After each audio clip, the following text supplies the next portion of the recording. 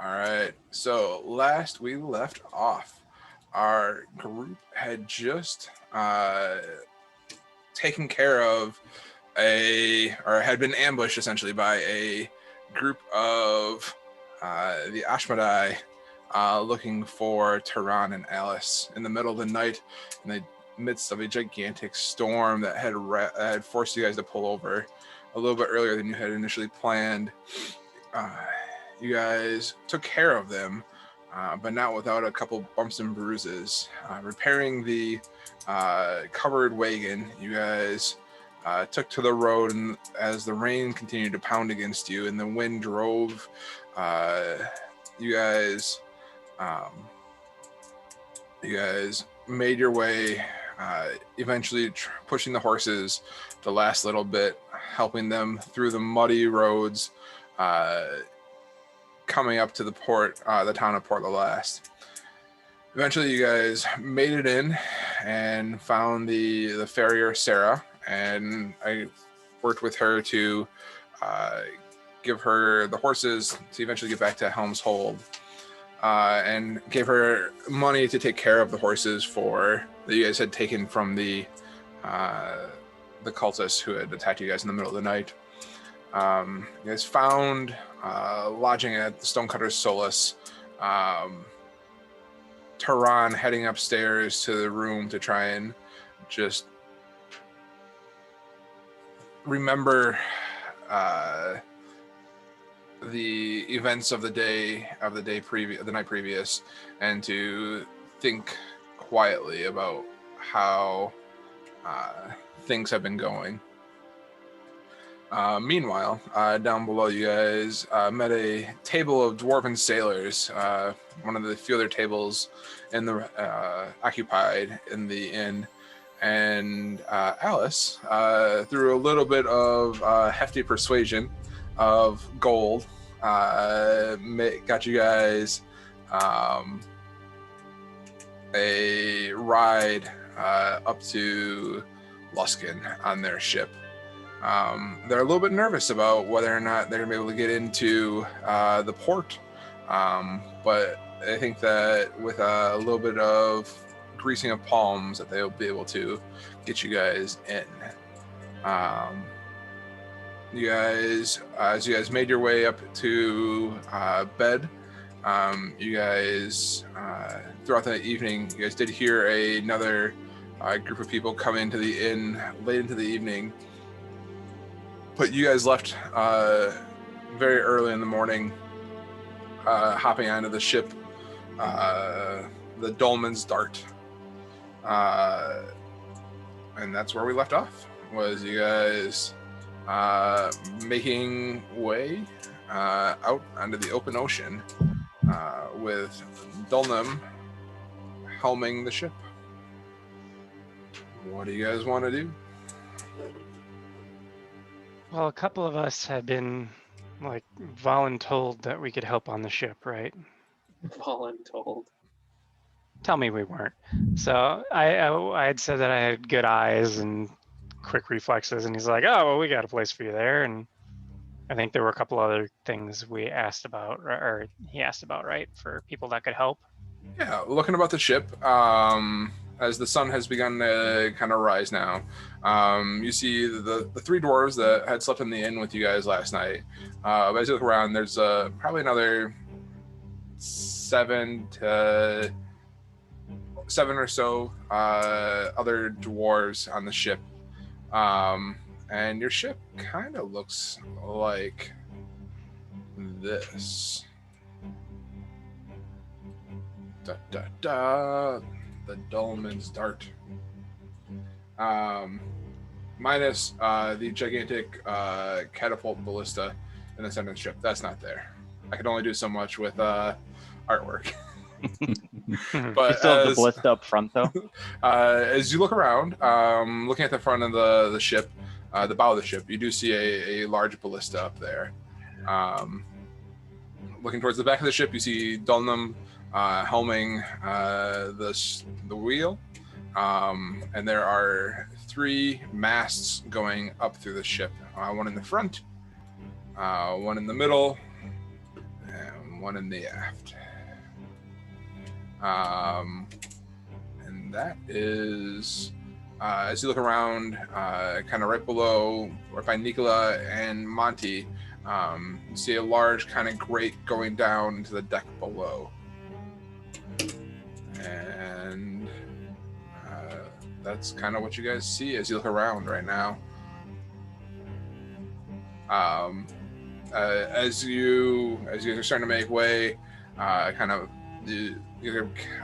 of feel like the boat kind of pushing off the ground a little bit. And as you look over, you can kind of see there are some oars moving down below as they are trying to get out of port a little bit. And you hear Dulnam go, "All right, you, the quick one. You said you've been on a boat before?" I just said I had good eyes and was very quick, very balancy. I can help out how I can. He says, "Okay, grab that the rope right next to you, and help unfurl the sail." That sounds fine by me. All right. And he says, "You," and pointing towards you, Nicola. He's like, "All right, you grab the other side." And as you go to grab it, you guys unfurl the sail, and you feel it drop down, and you kind of feel that push forward as the boat begins to kind of catch the wind and move forward. As you guys get out to sea, the sea looks rough, turbulent to say the least. The frothy sea from the mighty storm is still swells in the aftermath. The rolling waves are gentle but firm as they caress the dome and start. And you guys feel the waves just begin to kind of ebb and flow and roll as you guys begin to head north towards Luskin. I red lighted for a sec. Does it have a crow's nest, this ship? You look up the main pole in the center there, and as you look up, you see a small little kind of area where you could probably balance and look about for a while. Okay. Is anyone in it? Right now, no. There's nobody in it. I'll ask the captain. The point up there. Who normally goes up there, and what do they do? He says to the top. Yeah. Well, I mean, like usually we'll send somebody up there if we see something on the horizon, but for the most part, it's with our slimmed down crew that we flow with. We normally don't have somebody stationed up there. Okay, that makes sense. But you said you're good with the eyes, right? Yes, and the climbing, so that may not be a bad point for me to be. If we get into a situation where we think we need a little bit more eyes on the horizon, I'll make sure to let you know. That sounds good. All right. So as you guys, he's like, well, we're in for about a 2-day journey up to the north, up to the port, to the Luskin docks. You guys, everybody's feeling pretty good about their feet as the waves kind of begin to swell a little bit more as you guys continue to head north. I'll ask, are your head north to Luskin, is it normally fairly quiet? He stops and he's like, I don't travel up this way very often. The seas to the north tend to, in the winter months, tend to get a little bit rougher. But it's nothing that the old Dart can't handle. All right. Do you require any other assistance? He looks down. He's like, at this point, just be ready in case we encounter anything peculiar. Keelan, how far are we from the coastline? At this point, I mean, like looking back, you can just see it's hard to see the docks of Portland Last, but like it is like just on the horizon now. Oh, like miles. Okay. Yeah, you guys are probably a mile or so out from mile or two out from port. So I boarded the ship in a cloak. Okay. We kept doing it, but now that we're far away, I'll take it off. Okay. If we're underway and they're not giving me orders, I'll make my way towards the front and just kind of observe the scenery and, Okay. you know, kind of make sure they're not going to run into anything stupid. Sounds good. And that will look like this.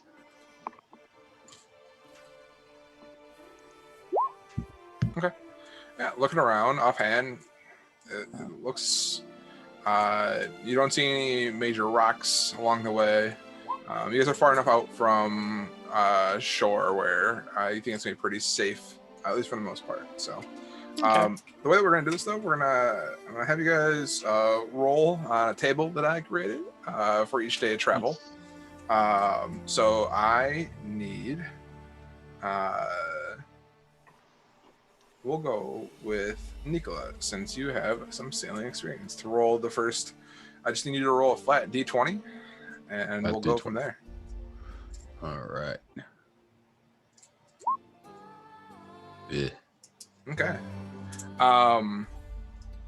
The day goes by very smooth.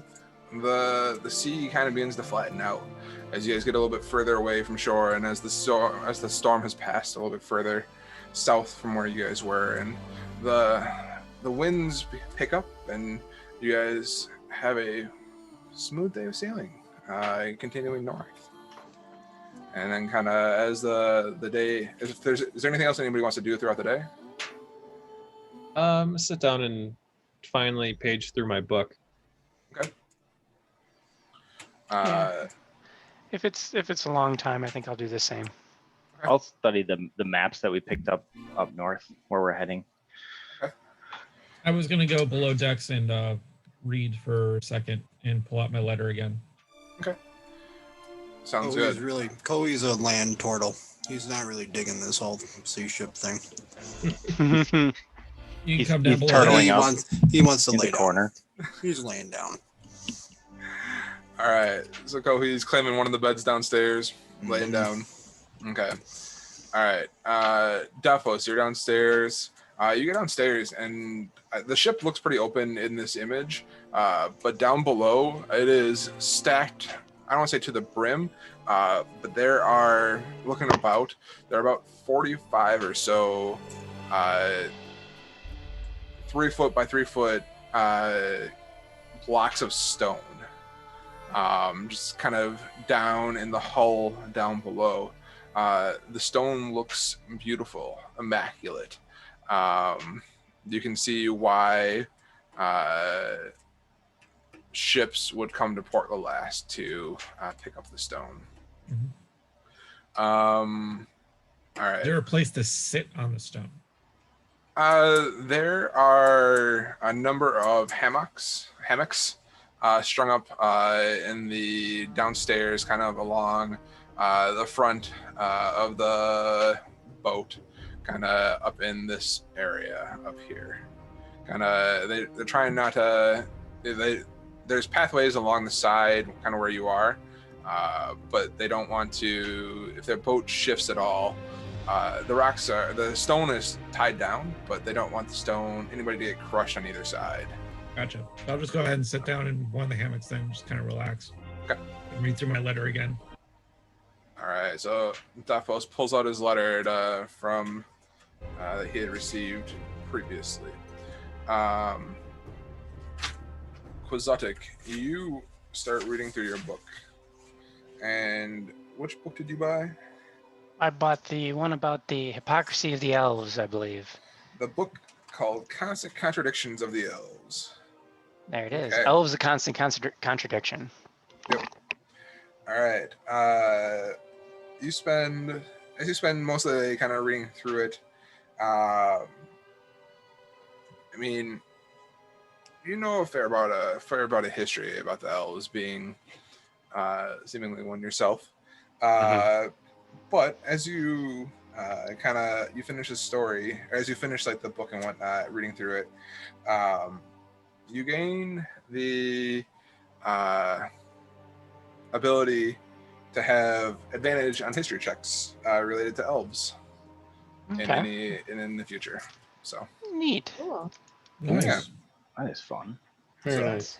Let's see if I can make a note on that somehow. There just have um, to be a note, I think. okay. Yeah. And Monty, you said that you are kind of looking over and studying kind of like the maps of Icewind Dale. Mhm. Okay. Kind of as you're kind of studying the 10 towns in the surrounding area and whatnot, and there's kind of what's written on the maps. And kind of as you finish looking through the maps, you think you have a good idea as to how to get from town to town. Kind of a little bit of a refresher course is how to get from town to town from your time up there, and kind of in general how to survive or how to get to the closest town when you're out there. And you gain the ability to have advantage on survival checks in relation to 10 towns area. Nice. Sweet. All right. And Tehran, you begin paging through this almanac that you had them look for and purchase. And the almanac kind of takes place like the last 125 years or so. And as you're kind of reading through, can you make me a intelligence check? Dumb. I'm not super bright. Yeah, it's not bad. You're reading through, and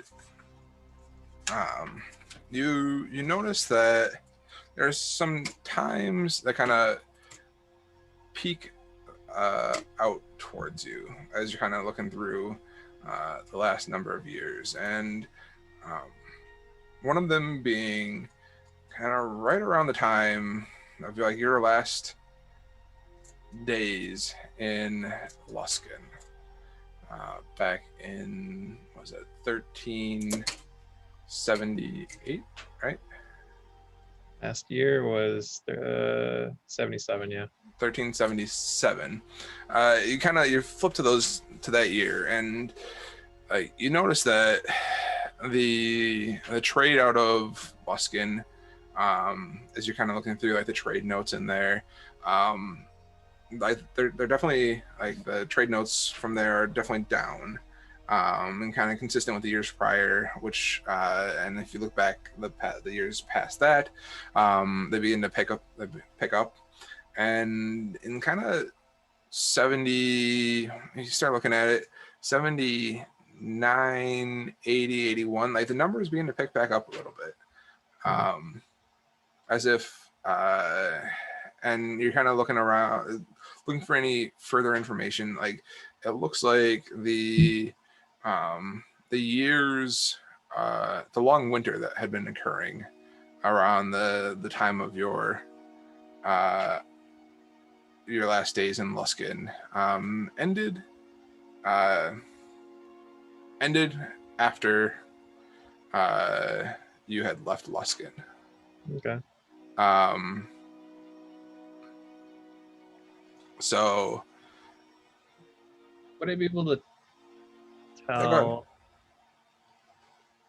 Can I make a check and see if there's anything specific to the church, like what, like large trade or any kind of change in frequency in trade that happened there?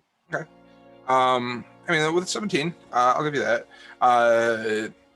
So looking through looking for any like references to the Church of the Winter Palace, there's right around like it kind of gives a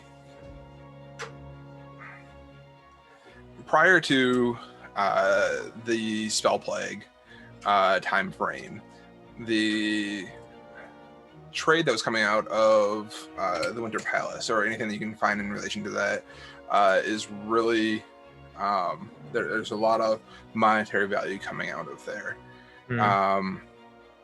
And kind of after the spell plague, it looks like it severely drops down. There's not, and kind of in the years prior, you do recognize a name in the book. You do recognize Galander's name in there as the leader of the church, of the Winter Palace. But kind of around the time of the spell plague, like you don't, like that name isn't there anymore, and it's a name that you don't recognize necessarily. All right, that's useful information. Thank you. Is there anything else that you're, as you're kind of flipping through and trying to read more about Luskin and your time since you've been there? I don't know. There's not much else I'm really looking for at the moment. I don't think. Do I notice anything? Catch my eye? I mean, kind of over. I mean, like you went back towards the beginning of the book and the time of that you were most concerned of, but as like, which is definitely a thicker portion of the book, and kind of as you flip towards the kind of the time of now, and the history, the more recent history, the sections are shorter. There's not as much. It doesn't seem like it seems like Luskin was definitely in a state of decline of recent,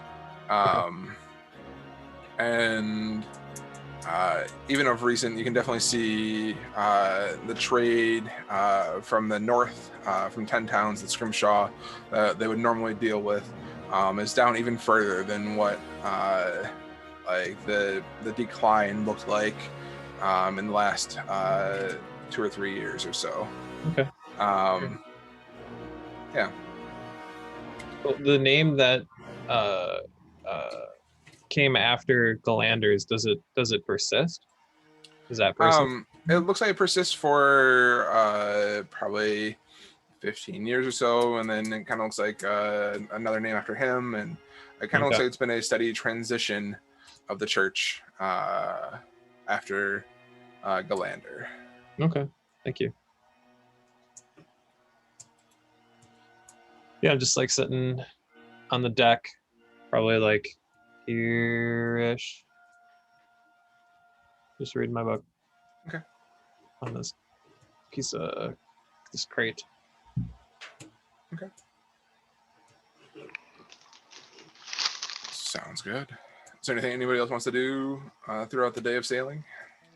I go over my notes and then I will read my saucy romance novel. Okay.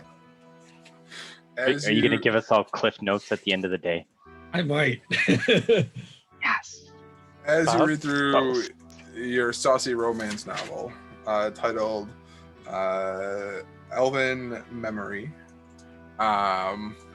it is a good romance novel. It is trashy to say the least, but it is definitely gives a number of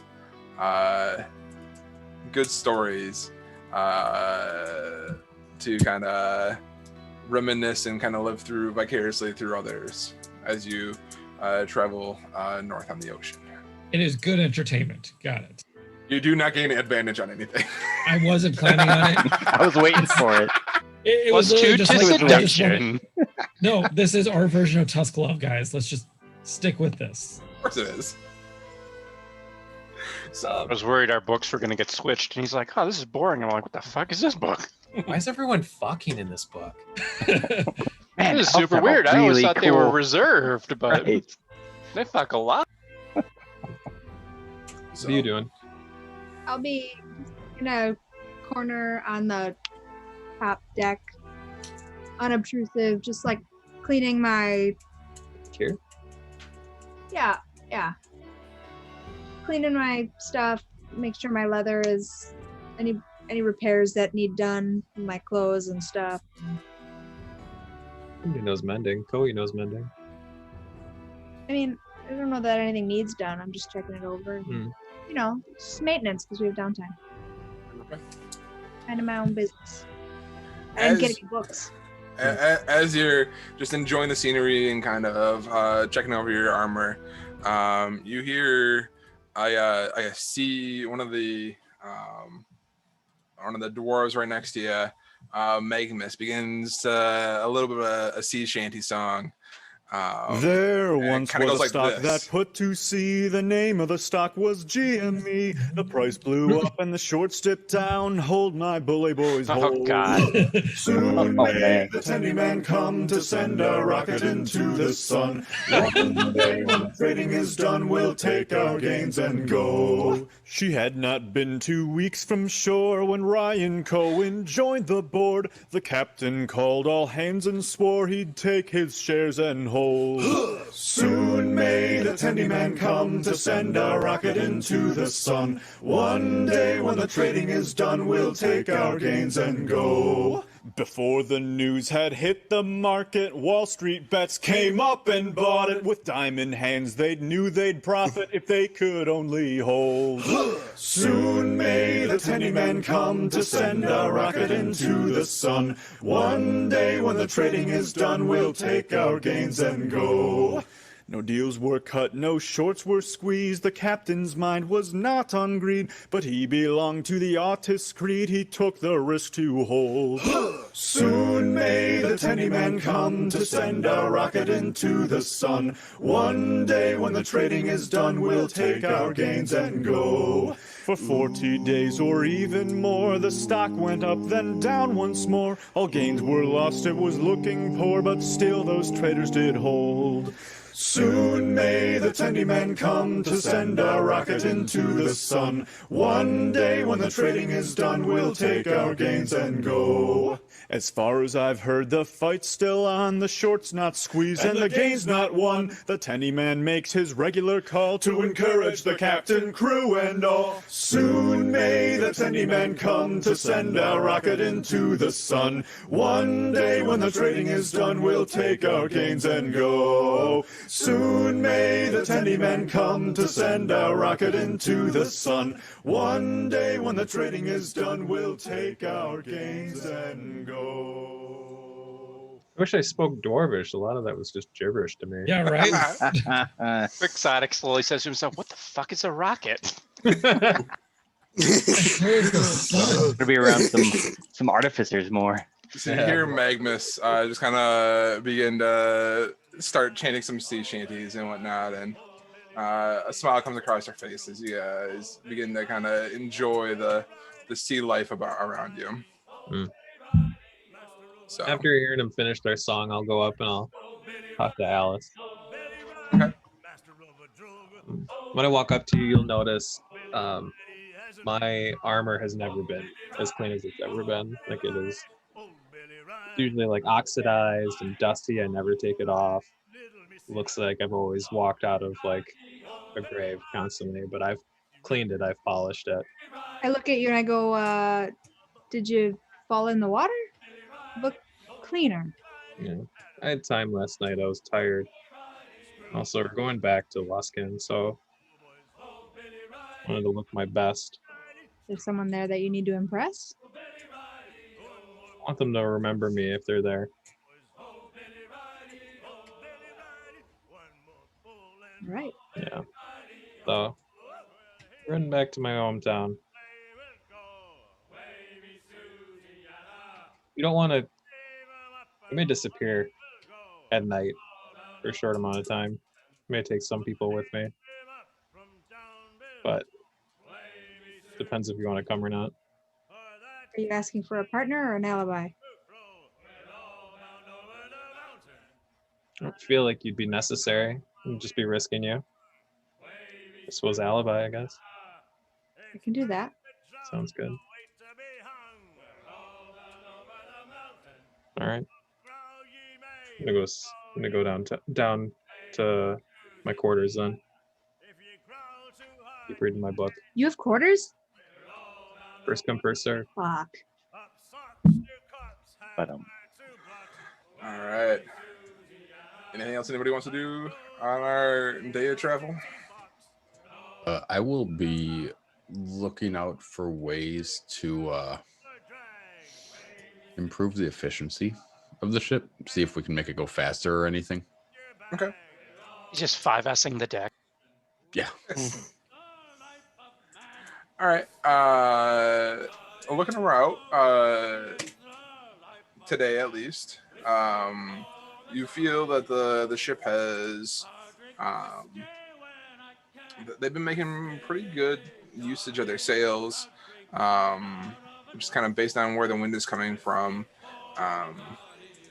Aside from rowing, putting the oars out and rowing to go faster, you don't think there's anything you can do today necessarily, but you think that there's, depending on the winds and how they're coming out tomorrow, you might be able to try and help them eke out a little bit faster.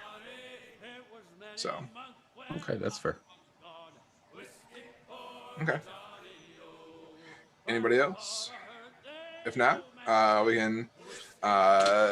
They begin to kind of get some food prepped, and you guys have a somewhat mediocre meal aboard the Dolmen's Dart for the evening, and kind of night begins to roll in, and kind of the sails go up a little bit, kind of slow down the boat a little bit, but you guys continue to move forward.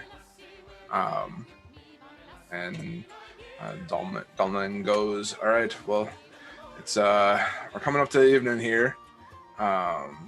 If anybody wants to help us take to watch tonight, keep an eye out for anything odd that might be going on out in the seas. We'd appreciate it.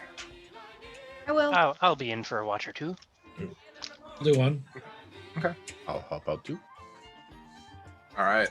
Well, I guess at that point, I need. Could I quick during the day? Do you leave your quarters at all, Kohi? Nope. All right. I'll be in my quarters, just paging through my book with my back against the hull of the ship, and I'll kind of close my book after having kind of thought about the names in the book and like the exchange of power in the church, and I'll snap the book closed and I'll kind of pound on the wall. Go, you're awake then? Not coming out of my shell though. As long as you can hear me. You talk to the dead. Not like pray to them or hear their wants and needs and answer them through your god. Right? It's Kellenborn? Yep. I mean, if I presented you a dead person, would you be able to talk to them? Would I be able to ask them questions? I don't know if I do that. I think I'm a gatekeeper. So like you don't have speak with the dead? I might. Morally, though, like his god doesn't like bringing stuff back and forth, so that might be a thing. You could stay dead. I'm not bringing nobody back. I'm not asking you to bring anybody back. You know, when you talk to them, you're not I bringing. do them have speak to the dead. In 10 minutes. Yeah, it doesn't The Ouija bring them board back out. to life. I am looking for justice, and I feel as though that might appeal to you. Okay, this spell fails if the corpse was the target of the spell within the last 10 days. So they cannot be dead more than 10 days. Oh, dang. And you can't do it twice to the This same corpse target. must still have a mouth and can be undead. Okay. Well, then I guess never mind. That's you're reading it. The spell fails if the corpse was the target of this, so you can't Once ask every a 10 corpse. days. Yeah, you can only ask the corpse a question once every 10 days. It's to a corpse. I have to have a corpse to talk to it. Yes. Still have to have a mouth, so it can't be decomposed, right? Mhm. He doesn't. I don't imagine he brought the corpse along with him on the boat. I don't have it with me, but I feel like I don't ask just- a lot from you or anybody really. Okay, I'm not a miracle worker here, buddy. I'm This asking is the for a rules. miracle. I'm asking for you to use the power given to you by your God to seek the thing that your God seeks. Are you telling me what I can and can't do? I can't do it. I usher people in and out. I'm the doorman. You can talk to someone through a door. I'm talking to No. someone through a wall right now. That's not my job. I don't get paid to figure that out. Either you should be in the bar or out the bar. I figured that out. Yeah. God tells me, let him in or not. Are you on the list? Not on the list? Back we go. How do you feel about me then? I don't know how you feel. You made a very poor choice of judgment last time, killing somebody with no reason. I don't know why we had to run so fast out of that town, which I'm still trying to figure out either. I don't know what's wrong with you two. I know she's mixed up with some people. I don't know what your relationship is with her. My relationship with her is that I protect her, and I will protect her. So if she needs to run, I run with her. So you were in that cohort in Neverwinter? No. I had one job, and I'm still doing it. Had nothing to do with any of that. You're just a page to her. I'm a what? Page. Page. P-A-G-E. I wouldn't. Or a lady in waiting, or what do you want? What do you want to call it here? Wait, are you talking about her or me? I'm You. sorry. I'm talking about you. She's royalty in that outfit. I don't know what your relationship is to it. You're telling me it's nothing. I have no relationship to it. I only have a relationship with her. That's odd. Make an insight check.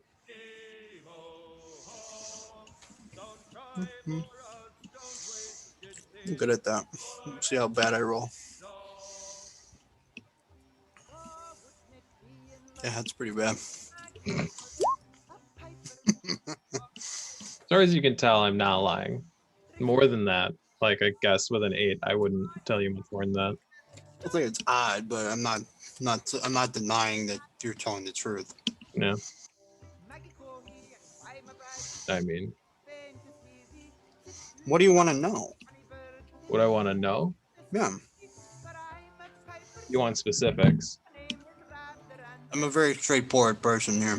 Okay. Okay. We're going back to a place where I was killed.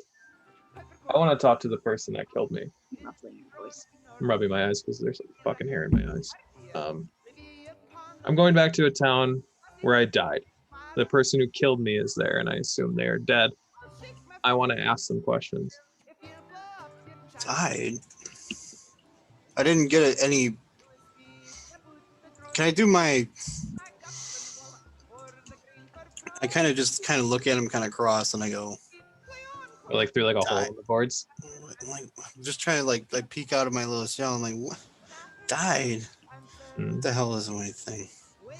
Path to the grave. My eyes kind of go white. And not path to the grave. That's not what I want. I don't want to kill you. That was a poor choice. Eyes to the grave. I try to figure out if you're undead. Like you died. Technically? Is he undead, DM? Yeah. What do you consider me? Am I undead? I was going to ask you that same question, Colin. Sure. You've been undead this whole time? Less conspicuously, yeah. Are you a revenant? I'm. 'Cause that would make you undead for sure. Well, there's like a new. I want to talk to Keelan about it, but they've come out with a specific, like, reanimated person background. You know, Oh, okay. You're reanimated. You're not undead, I suppose. Yeah. I was given new life. I was snatched from the city of judgment to defend hallowed ground in Neverwinter. Hell, Neverwinter is a very seedy goings on city. Hmm. Hallowed ground. You'd have to educate me on that. Well, the cemetery. Your people protect the top. My people protect the bottom.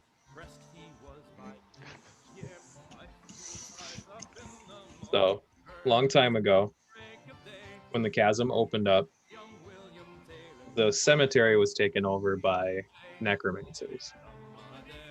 They took the surface and they pushed into the catacombs, but the catacombs don't belong to Kellenvor's followers, which is why it didn't fall.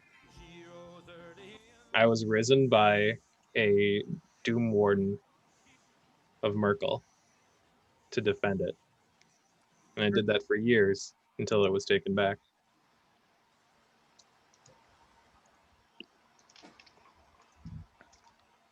But back on track to what I was asking you. I'm looking for justice in Luskan. The person who killed me is likely dead. I want to ask some questions. Yes. Is likely dead? You don't know if he's dead? I don't know. I died.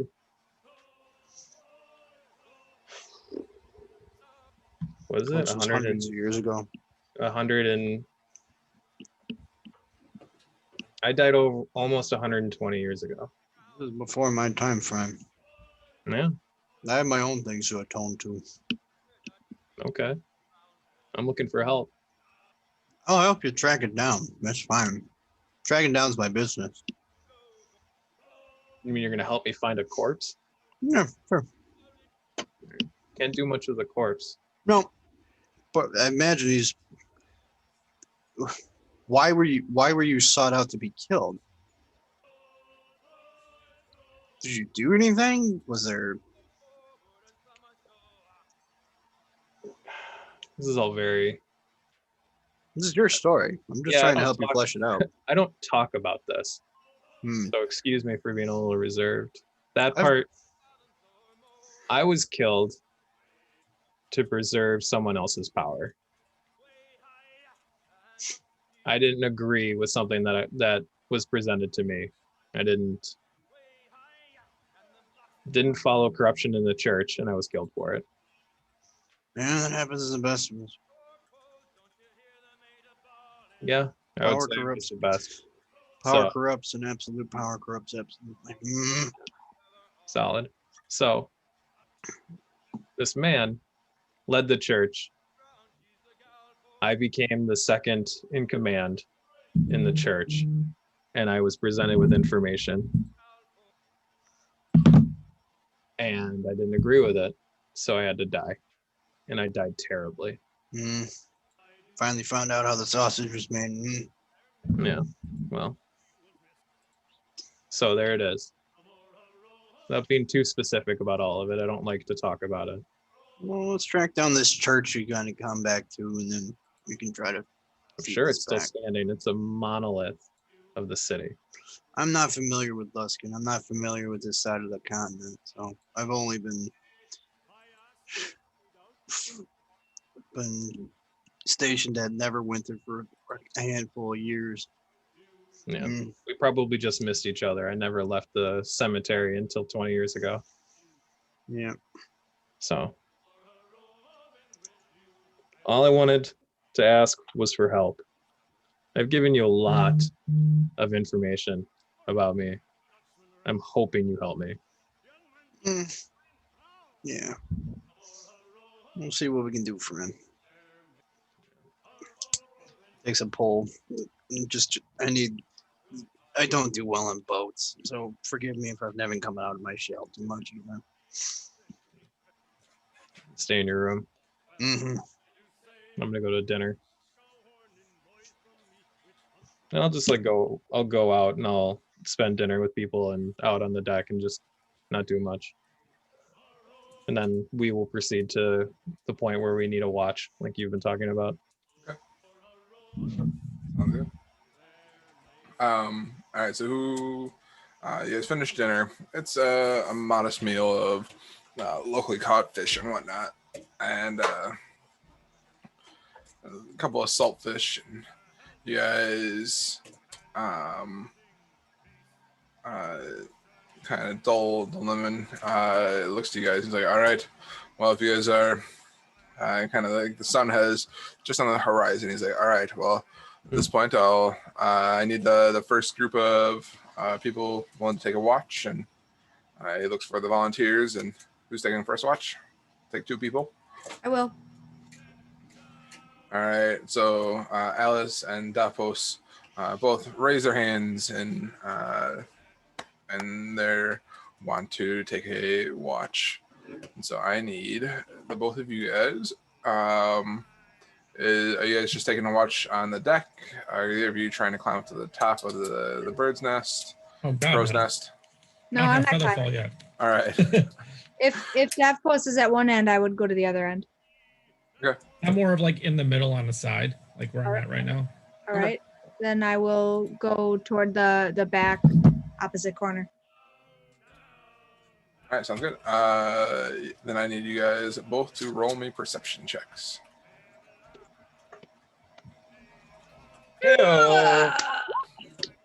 Watching the digital dice is so much. Damn. Oh, hey. 20. Look at that, both of us. All Nice right. job, guys. All right. Ain't nothing slipping by tonight. Sexy, kinda. You guys. Perceiving that there's some dwarf sexy times happening. You're perceiving that. They got a hold of that. They got a hold of that smut book. I may have lent it to him.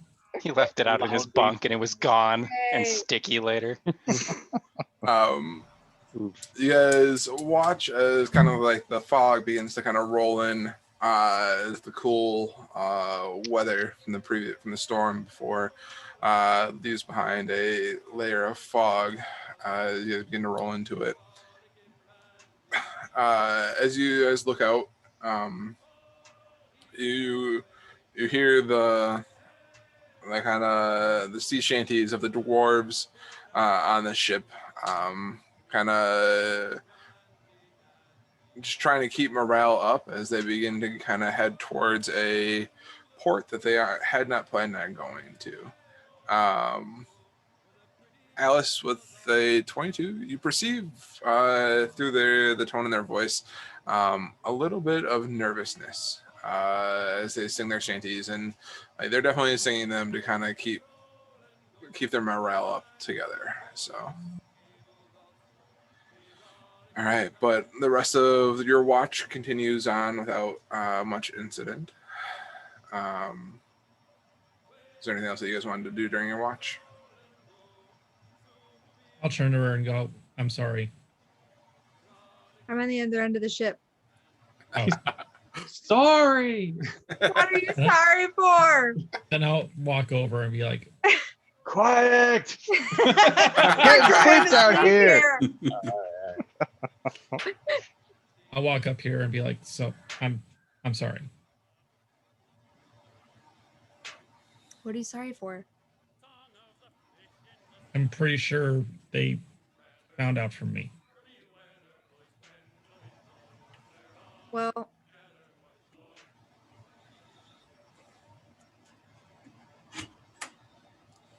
I don't have any hard feelings about it. I wish it You had gone might. a different way, but You might not have hard feelings, but I do, and that's what's killing me. well, I appreciate your remorse. And I don't know, I'm feeling pretty safe on a boat in the dark. It's kind of the safest I've felt in many years, so Well, I promised you I'd do what I could. thanks, Davos. All I wanted to say. Thanks. And I'm like humming along with the shanty. Like, I don't know the words. I'm just kind of Enjoying it. vibing with it. Just happy to be here. I'm just happy to be here, man. Happy to be There's alive. probably no drunk one on trying life. to kill me right now. I feel good about it. Maybe I found a barrel of ale. I don't know. Grog. It's Barrel called of grog on ale. a ship. Maybe I got into the But grog. maybe she found a barrel though. I mean, Maybe barbarian. I got the though. elf book and I got a blush on my cheeks. It's been passed around. Alright, and who was going to take second watch? I will hop on second watch. I can do second as well. All Do right. they have like a lantern or something at the front of the ship, or is it just like, are we carrying ours with us, sort of thing?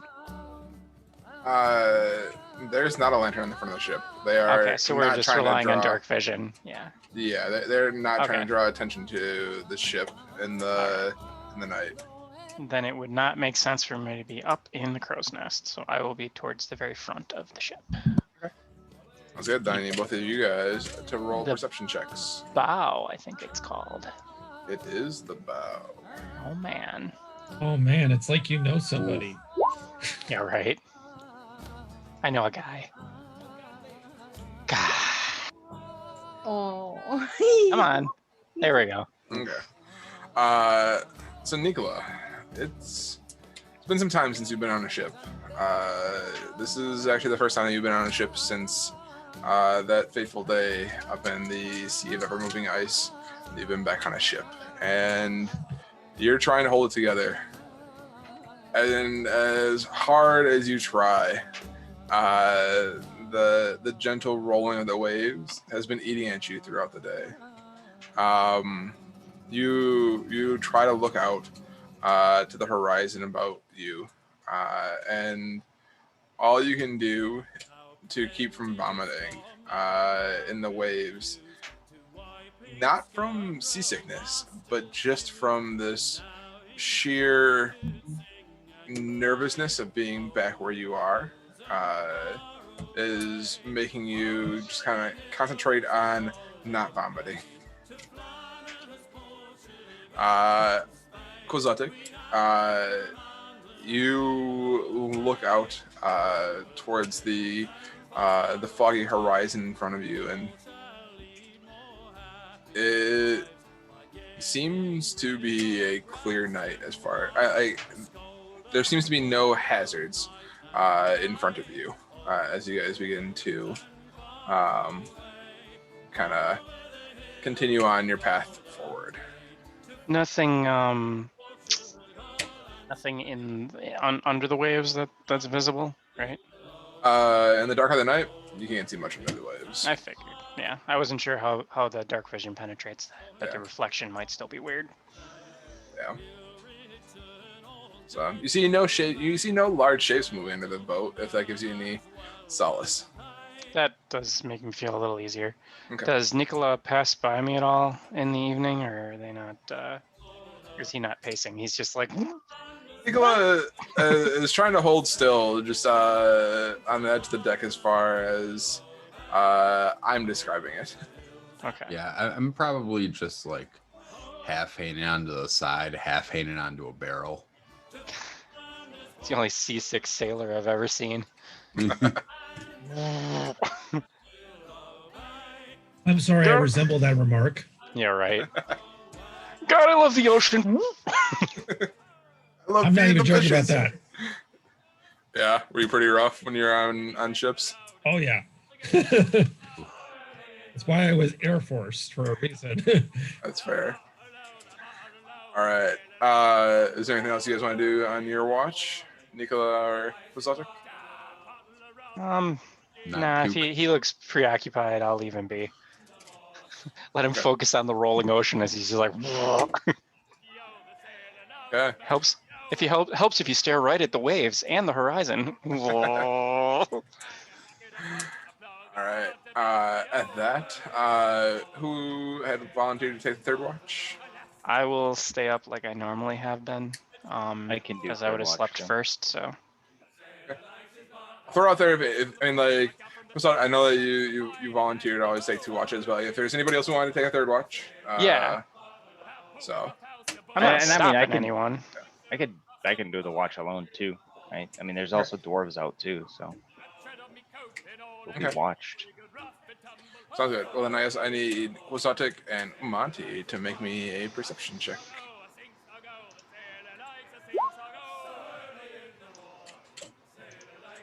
That'll do.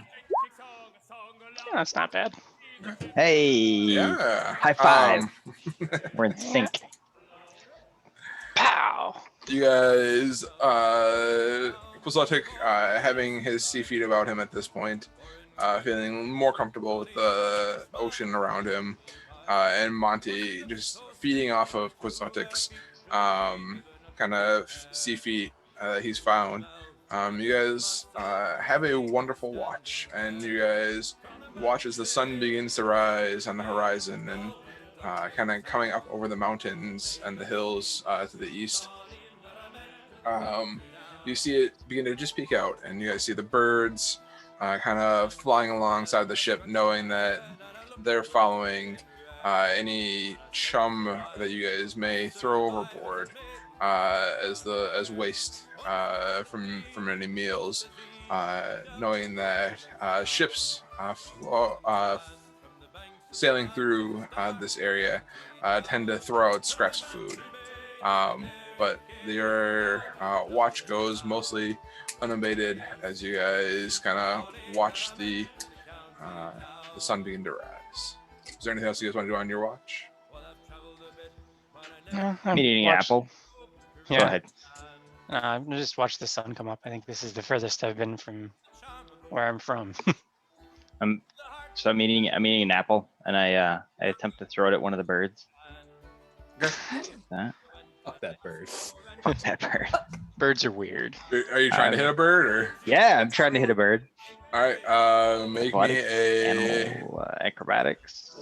Is there Bit of a hand. candy about how birds It'd be a range attack roll. Just to say, can I make Range knowledge? attack roll? It'd be a dexterity based, or no, that's strength based because you're just hucking a rock basically. Just make me an unarmed strike. Now, can I make a history check to see how unlucky it is to harm birds off of a ship? Isn't that like a thing, like a superstition thing? You can after Monty throws his apple. Oh yeah, no, I'm not gonna stop him. I'm just trying to remember, because I may not know that in character, but isn't it a thing like birds are supposed to be good luck? Oh, that's cool. In D&D Beyond, I can see that Monty, you rolled a 13, and Kozati, you rolled a 10. Yeah, you can see the dice rolls now. That's cool. It shows you without the bonus, but yeah, it is pretty cool. You can see that now. It was a 15. With a 15, you hit one of the birds. It doesn't take the bird out of the air, but the bird was like definitely. It saw the apple and tried to bite it, but it misjudged and it hit the bird. Gwazatik, with your 12 history check, you don't think that you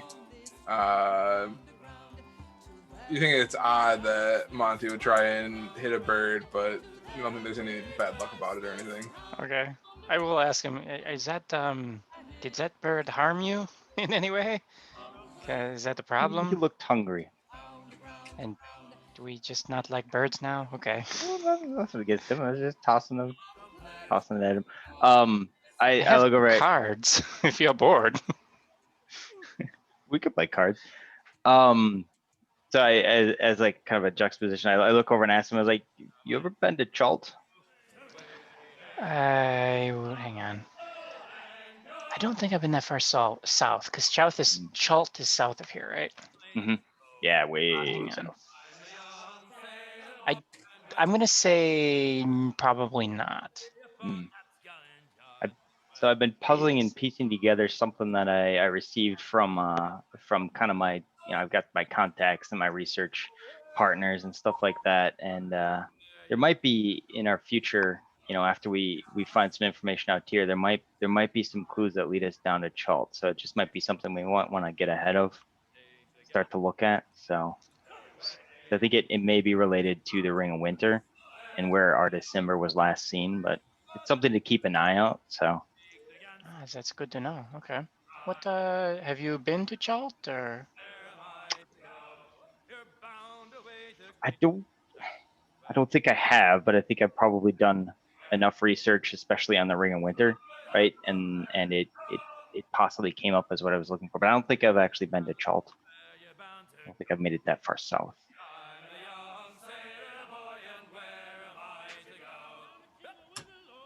Missed the whole response.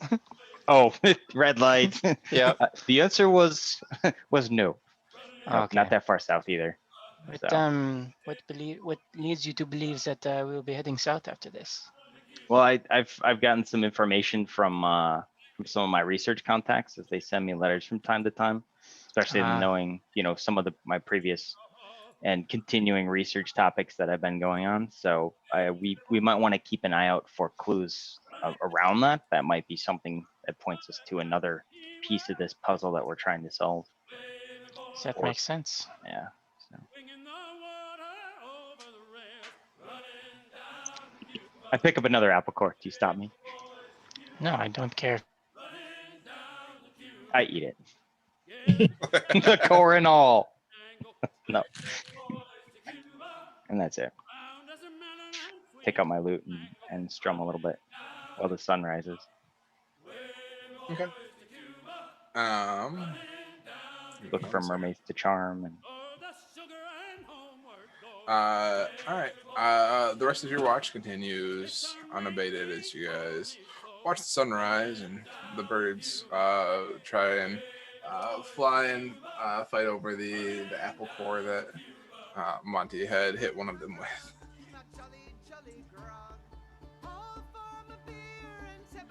All right.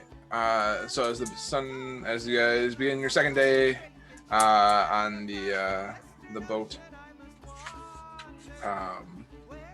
you guys hear Dolman begin to go, all right, boys and lady, are you guys ready to make way again?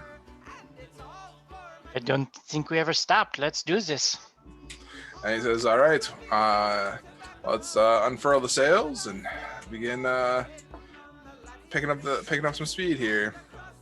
And so he instructs you, Kuzotek, and Nicola again to kind of unfurl the sails. And Nicola, at this point, and like after a night on the boat, a full day on the boat, you're beginning to kind of get back into the swing of things. You're feeling a little bit better, a little bit more sure-footed with being back on a boat. So,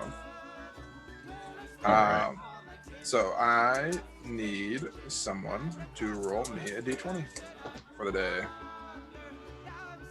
Okay, All right, yeah, bring do it. in. Do it. All right, Alice, let's see where we end up today. Okay. The day begins a gorgeous day. The sun is shining as it's kind of beginning to kind of rise in the sky and whatnot. And kind of as you guys begin to go, Alice, I need you to roll me a D100. What's that? He has lots of things on his table. Okay.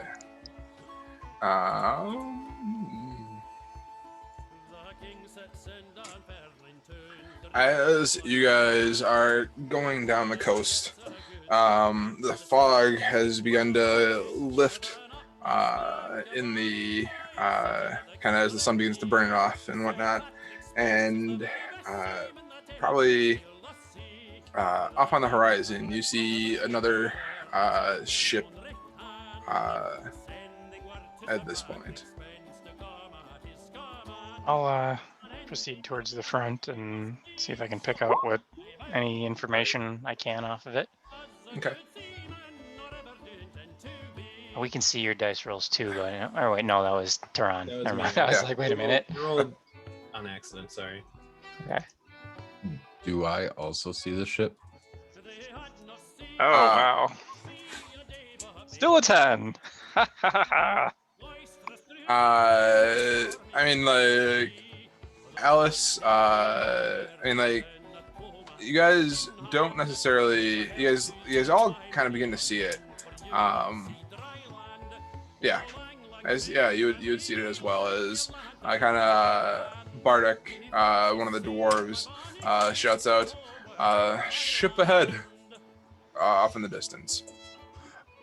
Based on my times in these waters, do I know, like, would that just be like a trade or cargo ship, or are there pirates or nefarious people sailing around in this area? Based on your time in this area, I mean, like, you know that, I mean, like, the traders that like work out of Luskin are like, I mean, like, here's pirates, and like here's like the traders that come out of Luskin. I mean, like, there's not much difference between the two of them. Being one yourself, We're all privateers. and you know that other ships in the area, I mean, like, can be a danger, but at the same time, it can also be just a another ship who is minding its own business. Okay, I'm going to focus intently on that ship and see if I can, as it gets closer, see if I can, I don't know, see if they have, if someone's manning a weapon or something, or if I notice anything sketchy about it. Okay, sounds good. Another hour or two pass before you guys begin to get to a point where you can start to see more kind of identifying information about the ship. And as the ship kind of comes the closer, as you guys continue further north, the ship is definitely coming south as you guys are heading north.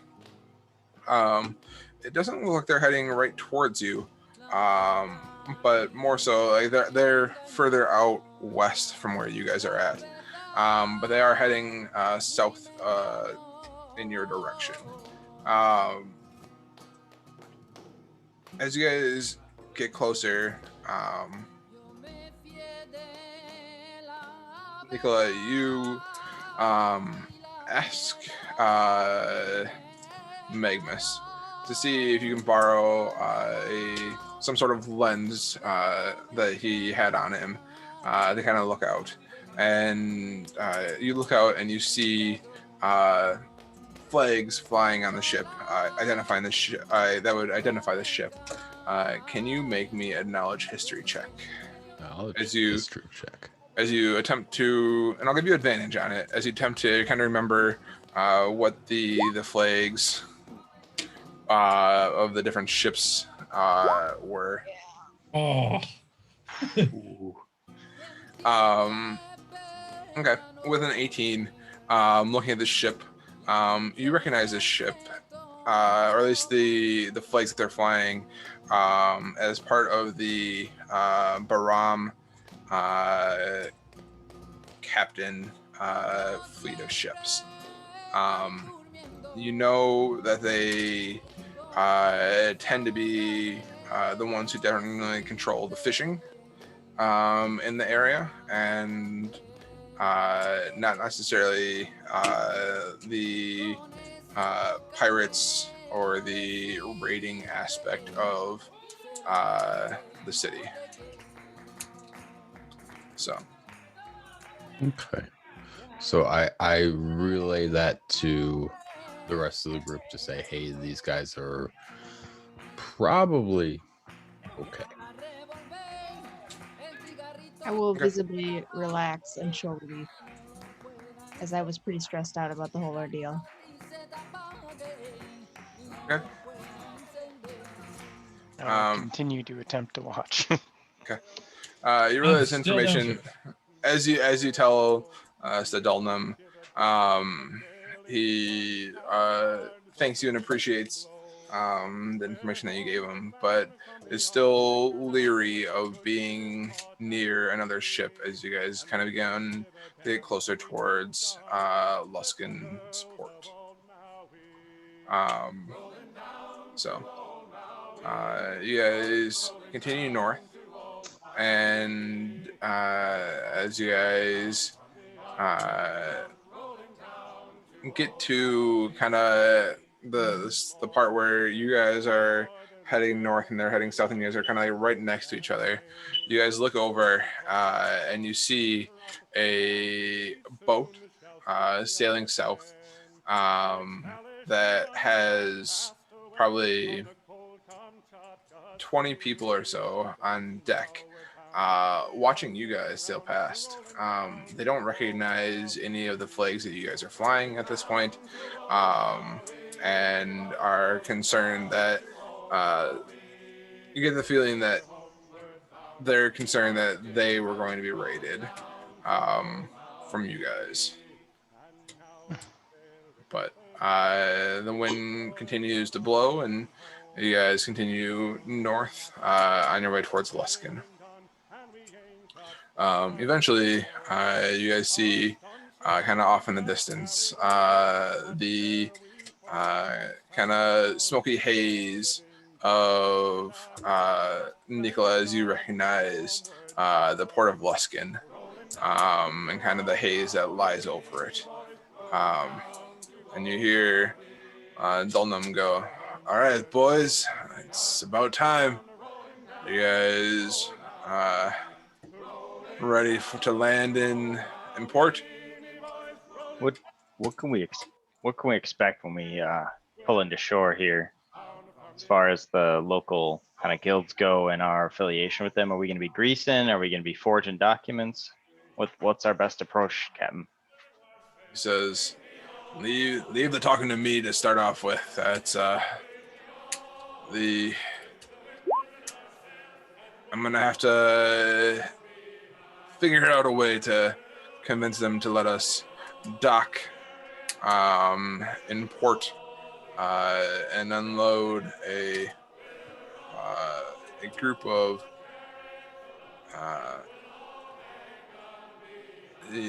unload you guys onto their docks. We have no intention of joining you guys on the docks. And kind of as he looks about, he goes, I think we'll stay, we'll probably stay in port for the night, as we don't want to be caught out at sea in not necessarily the friendliest of waters.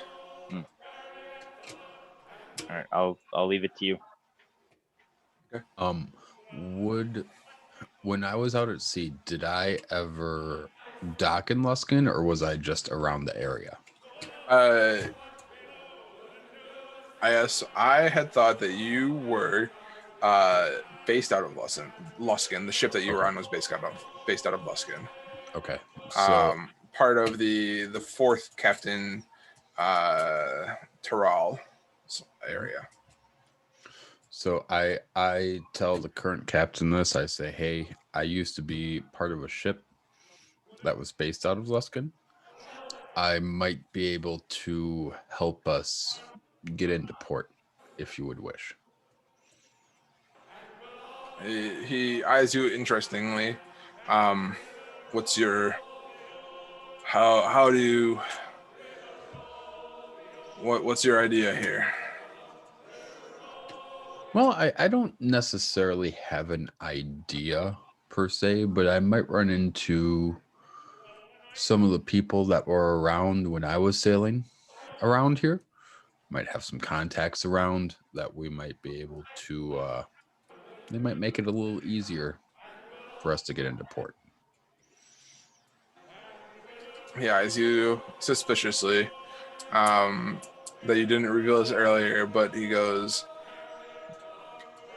I think you'll take any help that you can get and get into docks over here.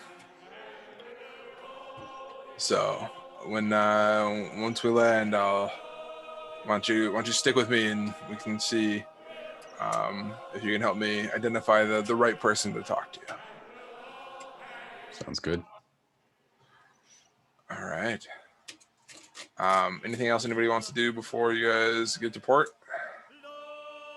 Do the fugitives need to disguise themselves, or are we good this far up? I think we're good this far out, but we can ask them. You guys look over and you see Tehran in very shiny armor. Okay, so he's not hiding anywhere. I'll wear Oh, like a hooded cloak, but I'm not going much farther than that. Oh, he stumbles back up. How far are we away? I'm sorry. We made it to port, I think. Great. Goes back down. Dalnum says, we're about an hour out from port. All right, just pound on the deck and I'll come back up. I don't think hiding is that necessary in Luskin. If there's anyone there, they know we're coming. They know what we look like already. So it's hard to hide the group. So there's no need in hiding then. Rather just be prepared. Fair enough. Okay. Oh God! Please, please, please, please do it. What? Nothing. Talking to myself. All right. You guys, as you guys begin to get closer to port, you guys see the town of Luskin kind of spread out before you. You see a large stone tree-looking structure, almost kind of greeting you guys as you guys get close to port. And Nicola and Tehran, you recognize this structure as the host tower of the Arcane Brotherhood.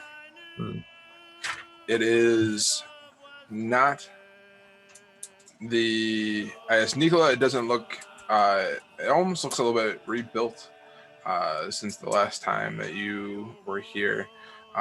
Tehran, as you gaze upon this host tower of the Arcane Brotherhood, it looks almost destroyed, tattered in pieces.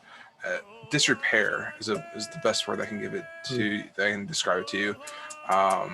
It is not the shining beacon on the hill that the wizards once made it out to be. Some 120 years ago, as you spent your time here in Luskin, but it is a crumbling tower with some parts looking like they have been rebuilt in recent years. Okay. As you guys get to port, you guys land in the following area. Switch areas. Let's go to Luskin.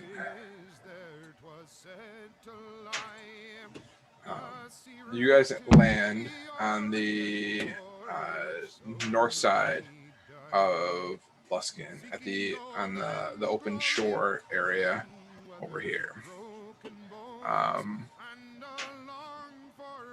Dolnim, he says, I hope that the north side is okay with you guys. It's definitely the larger of the ports area, and hopefully one will be a little bit more accepting of a non-planned landing. Considering we have still have to go even farther north, this is probably as best we're gonna get. Yeah. Okay. So as you guys you guys land and dock, and immediately there's the quartermaster of the docks and kind of a host of others coming up to the ship, seemingly fuming. There's a unplanned docking on his docks.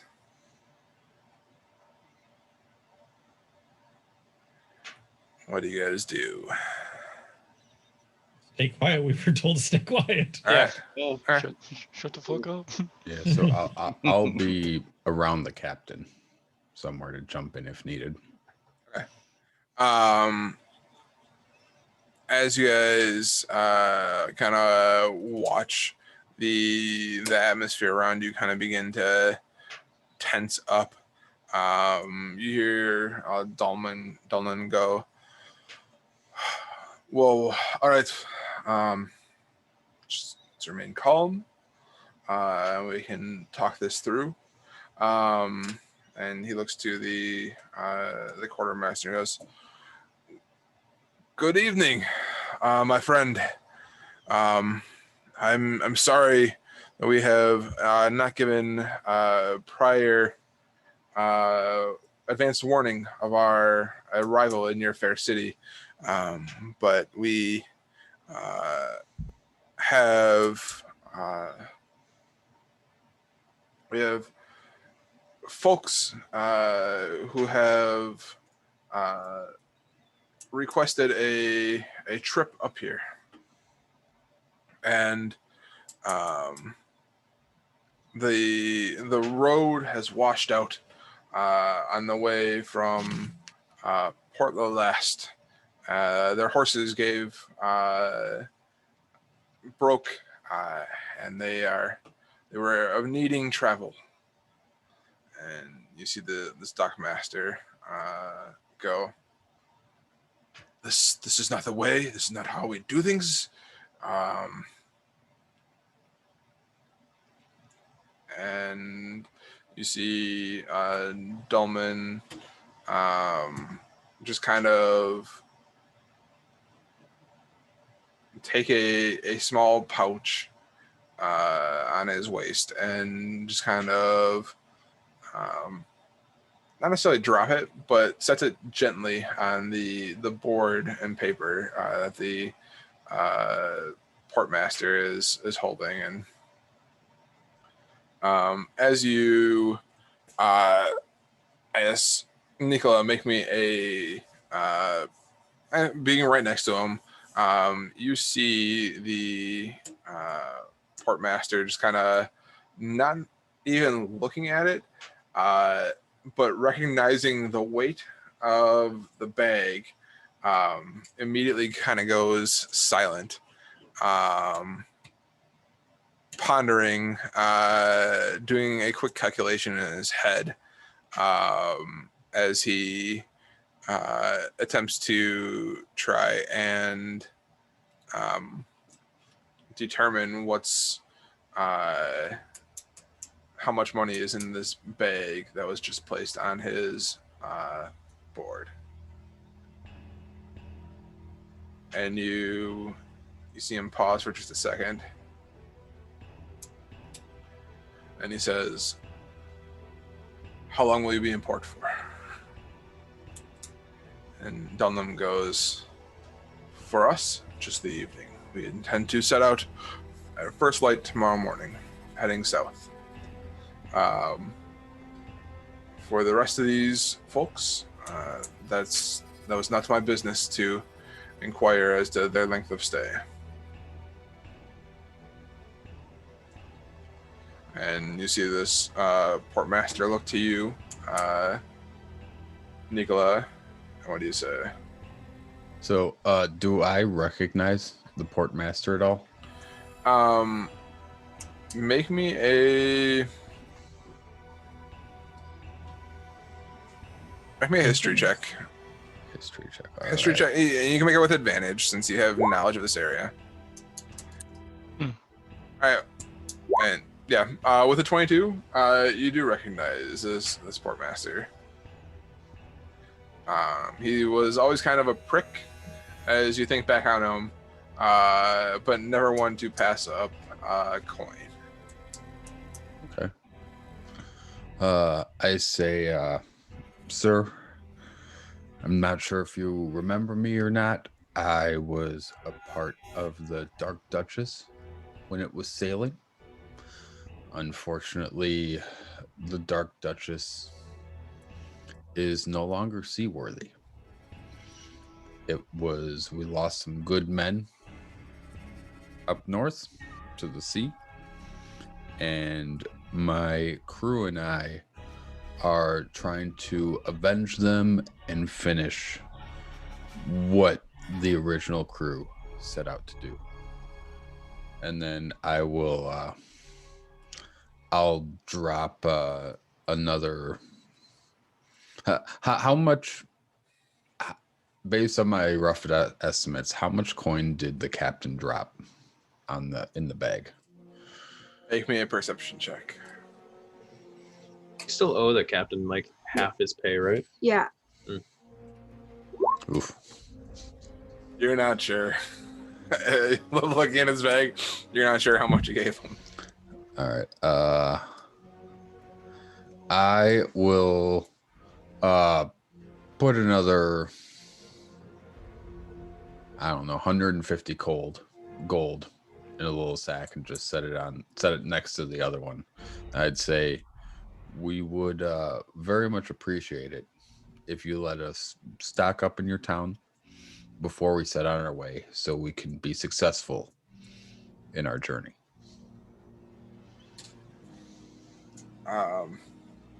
You see him pause as he weighs the second pouch that you placed on his board, and he says,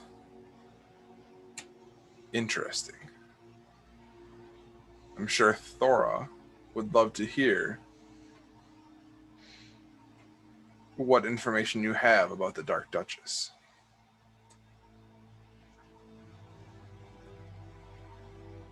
She is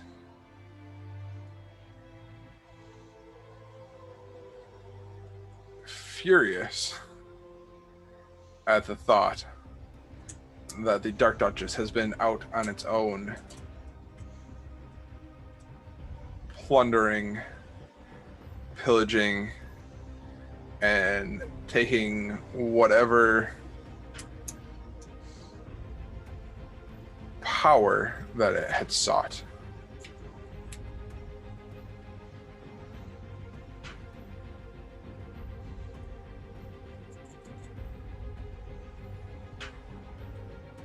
And you see him pause. And he says, "Be cautious in who you tell that you're in port." And with that, he turns and walks away. Okay.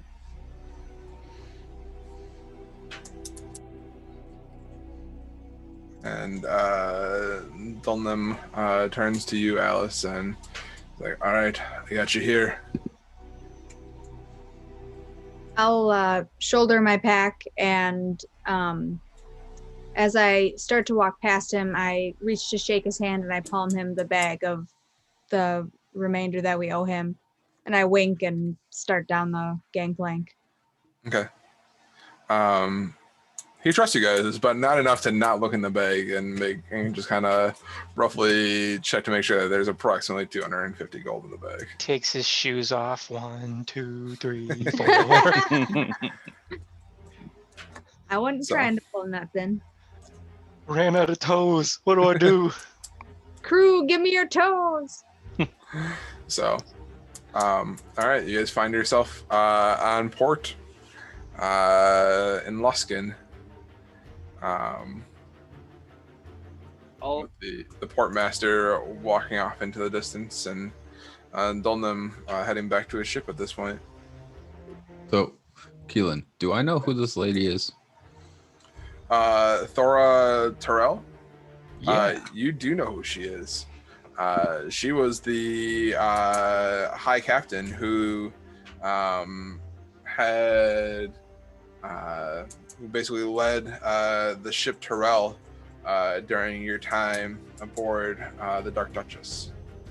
And you know, being from this area and being on one of the boats, one of the ships who was part of the high captains, you know that basically Luskin is ruled through what they're called ships essentially, but it's essentially groups of ships that are ruled by like what they call captains. So there's 5 high captains that kind of lead Luskin.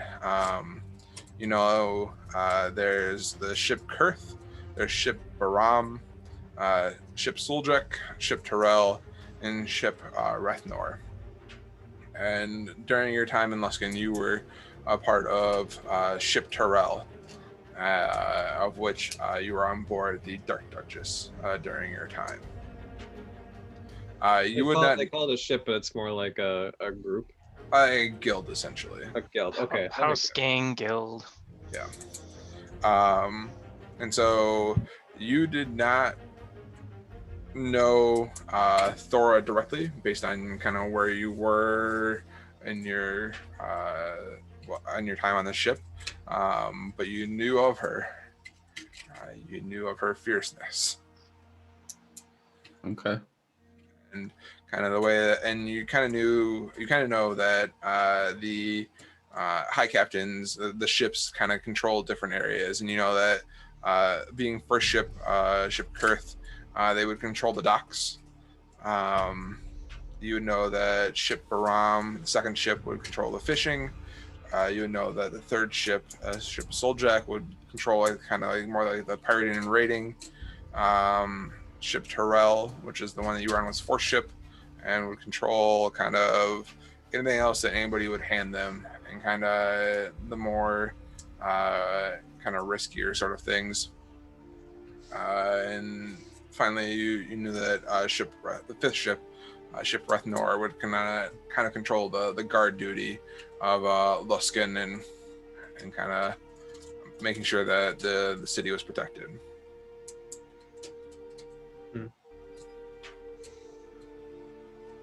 I'll kind of nudge Monty. Now, you read a lot, don't you? Time to time, I have my nose in a book. The tower, post tower. Why have they not fixed it? Or why are they fixing it? Like, that was a travesty when it happened, but Something to be remembered.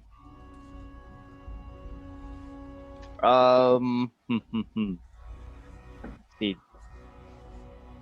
we read some stuff historically about like what was going on up here. Was there anything that I could recall that would point to recent changes or events as to why they'd be fixing that? Okay, make me a history check. Well, I remember the build and power of the Arcane Brotherhood, and then the fall, like literally a year before I left Luskan. I'm curious why 120 years later they're piecing Rebuilding the tower back together still.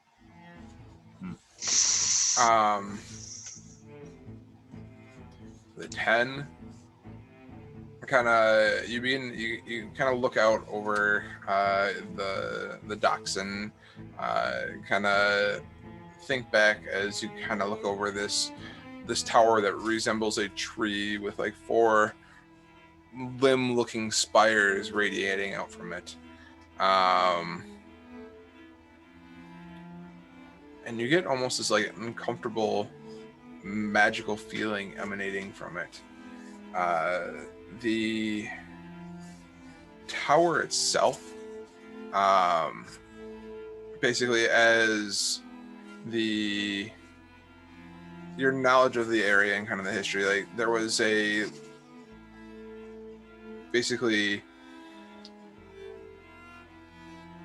were traders that had kind of infiltrated the tower and kind of laid waste to most of it, but the power that the mages had imbued upon the tower itself held strong for as long as possible. And of recent, you know that the Arcane Brotherhood has attempted to rebuild the tower and take back, reestablish themselves in the tower. What would I know of the Arcane Brotherhood? Just in general as to what they are, what they do. Okay. With a 10, you know that they generally seek out as much power as they possibly can.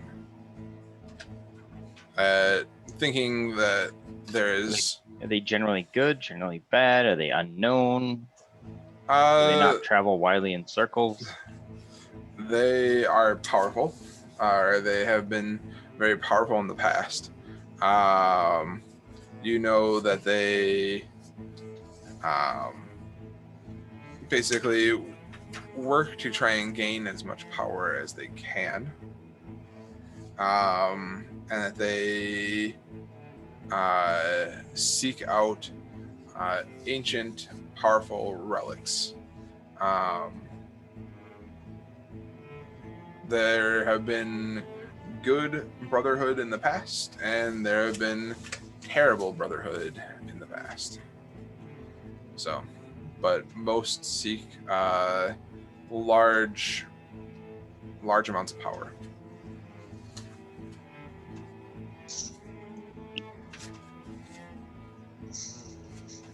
I look I at was- Tehran and I raise my eyebrows and see if he has anything to say. The rebuilding it does not bring me comfort or joy. The people who destroyed it were prideful and reckless and corrupt, and they destroyed themselves. I was hoping it would still be destroyed when I got back. You look like you've seen a ghost. Yeah. Yeah, I'm sure that place is full of them. We should go. As we're walking, I'm going to sidle up next to Nikola. Question for you. If I was looking for somebody in the city, where would I go to find information on that person?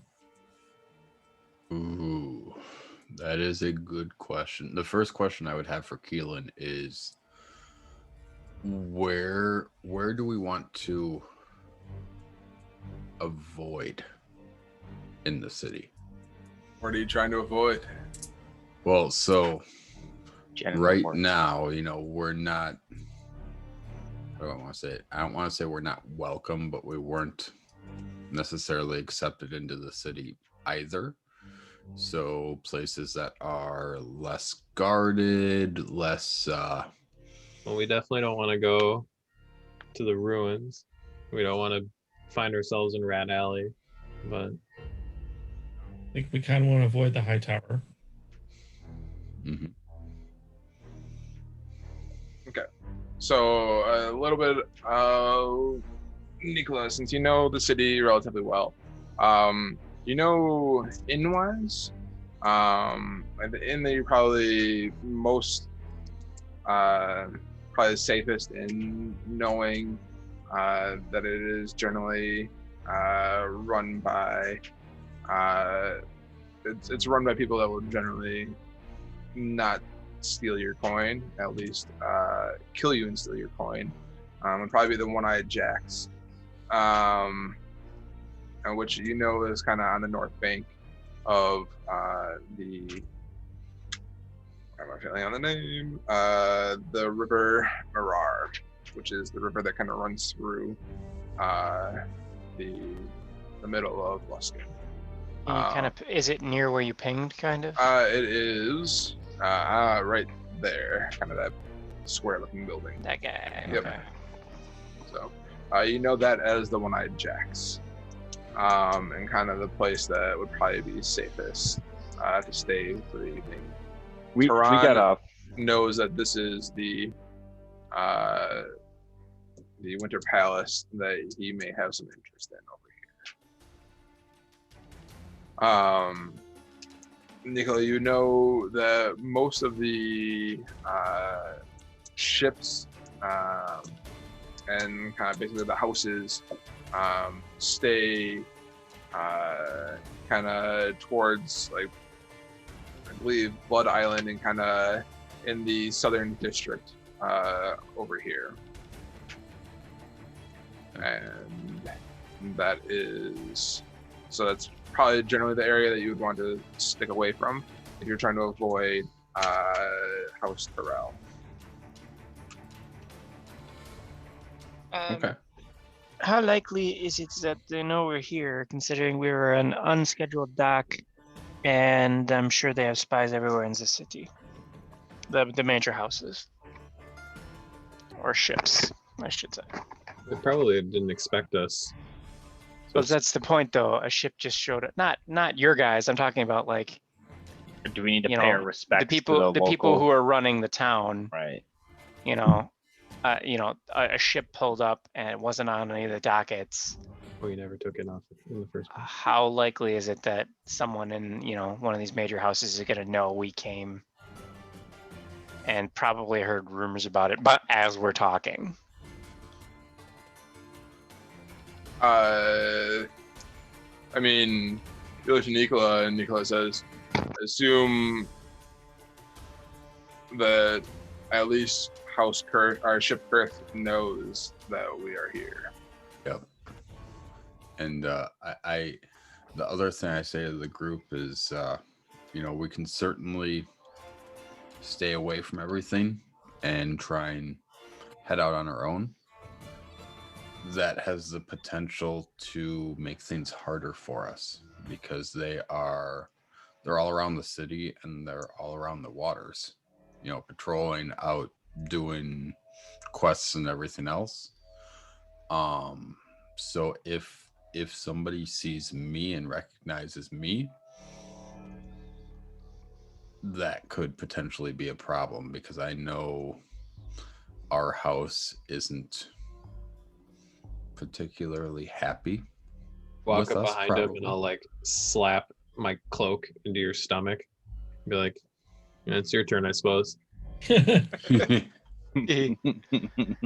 it better to just show up at their door and apologize and move on, or should we try and sneak around here?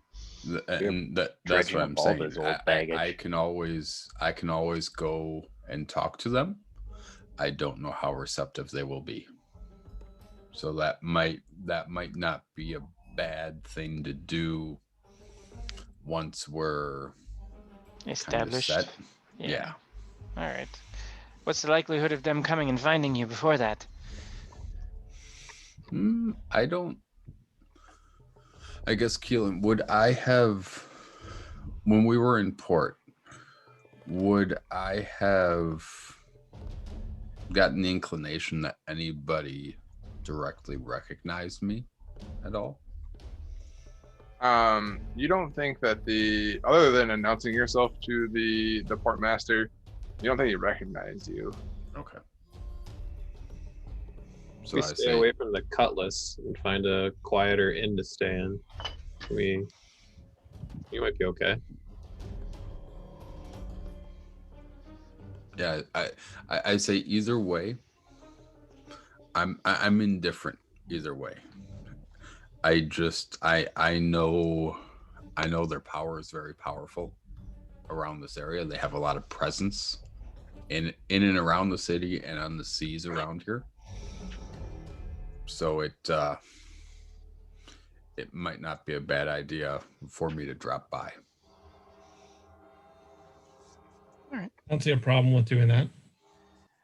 I will tag along with that for the day, or whatever you want to do. Otherwise, should we go get settled at the inn first, and then maybe find some supplies? I say that's probably the best thing to do, and then while people are getting supplies, and whoever decides to go with him can do that while everyone else is getting stuff together. Yeah, it sounds like there are a couple people who have some things they want to do in town. So exactly. Yeah. Maybe in first, and then handle each people's business. Sure. Okay. So you guys head over to the One-Eyed Jacks. You guys get up to this building up here, and you see that it is a large, almost 3-story building. It takes up what looks like will probably be 2 blocks. This inn, it's a large inn. Definitely one that is meant for travelers off the boat, travelers coming through the city from the north.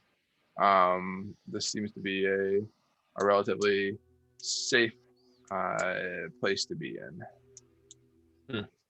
You guys enter into the door and you see a large back bar with numerous bottles on the back, and a large, tall, red-haired man kind of standing behind the bar and welcoming you guys into the One-Eyed Jacks.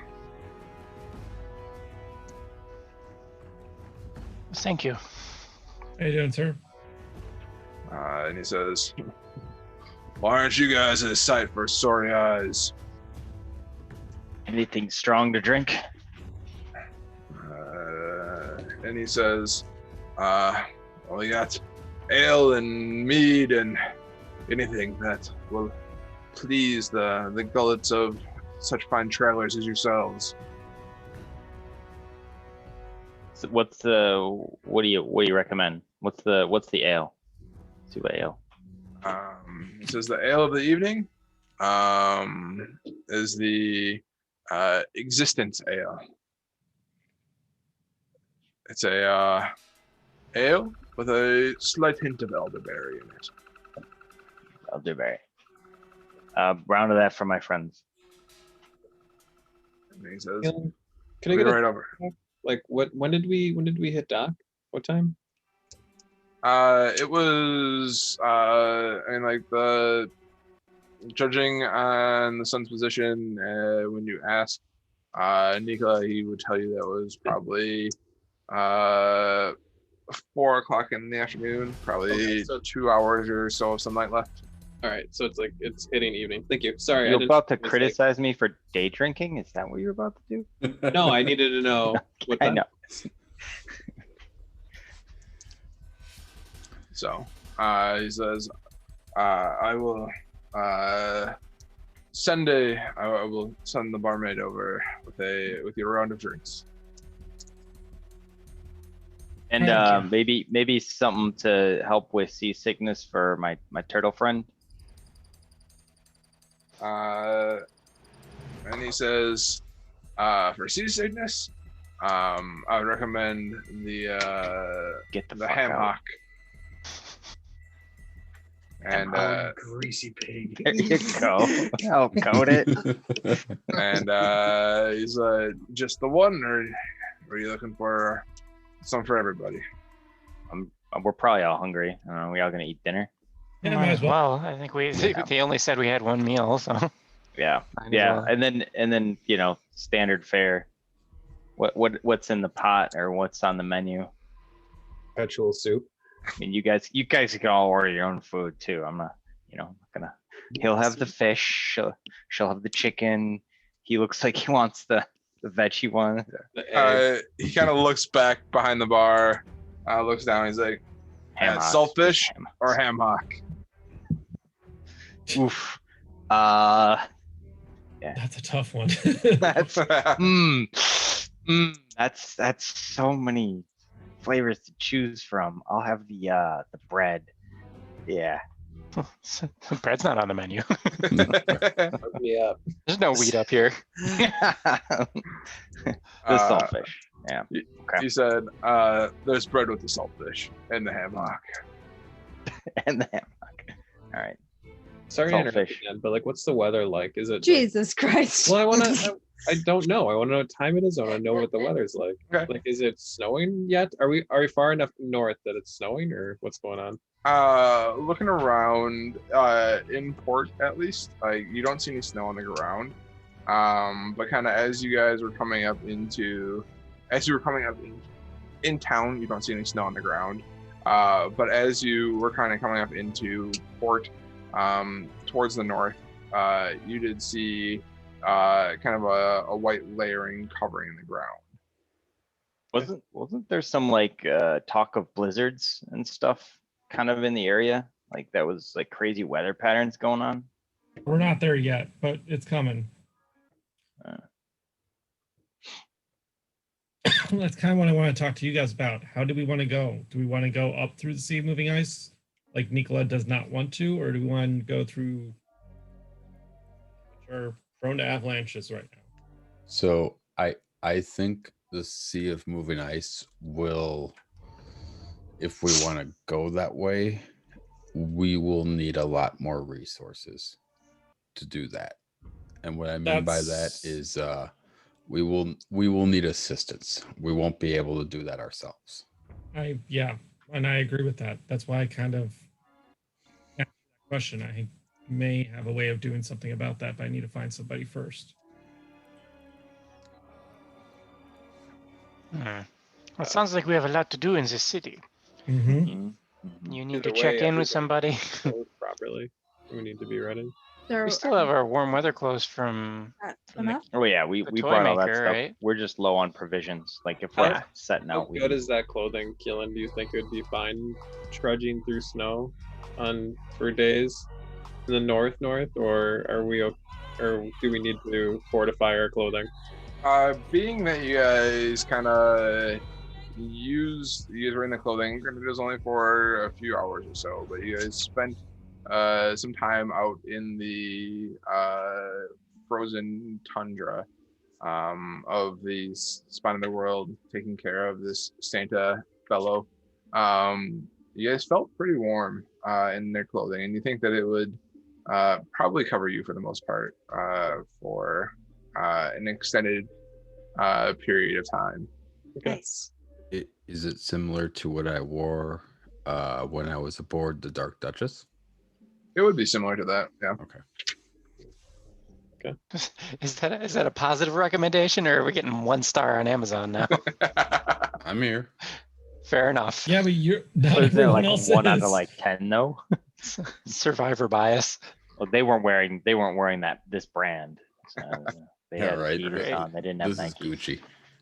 It's not impervious. He looks to you. He But it's says, good it's stuff. not We're not gonna find impervious better. to Right. cold We weather, won't find but better. it is good quality. And by Fair no this time, expense. by this time too, I would have probably finished my first beer and ordered another. He's just getting, can't fucking take it. All right.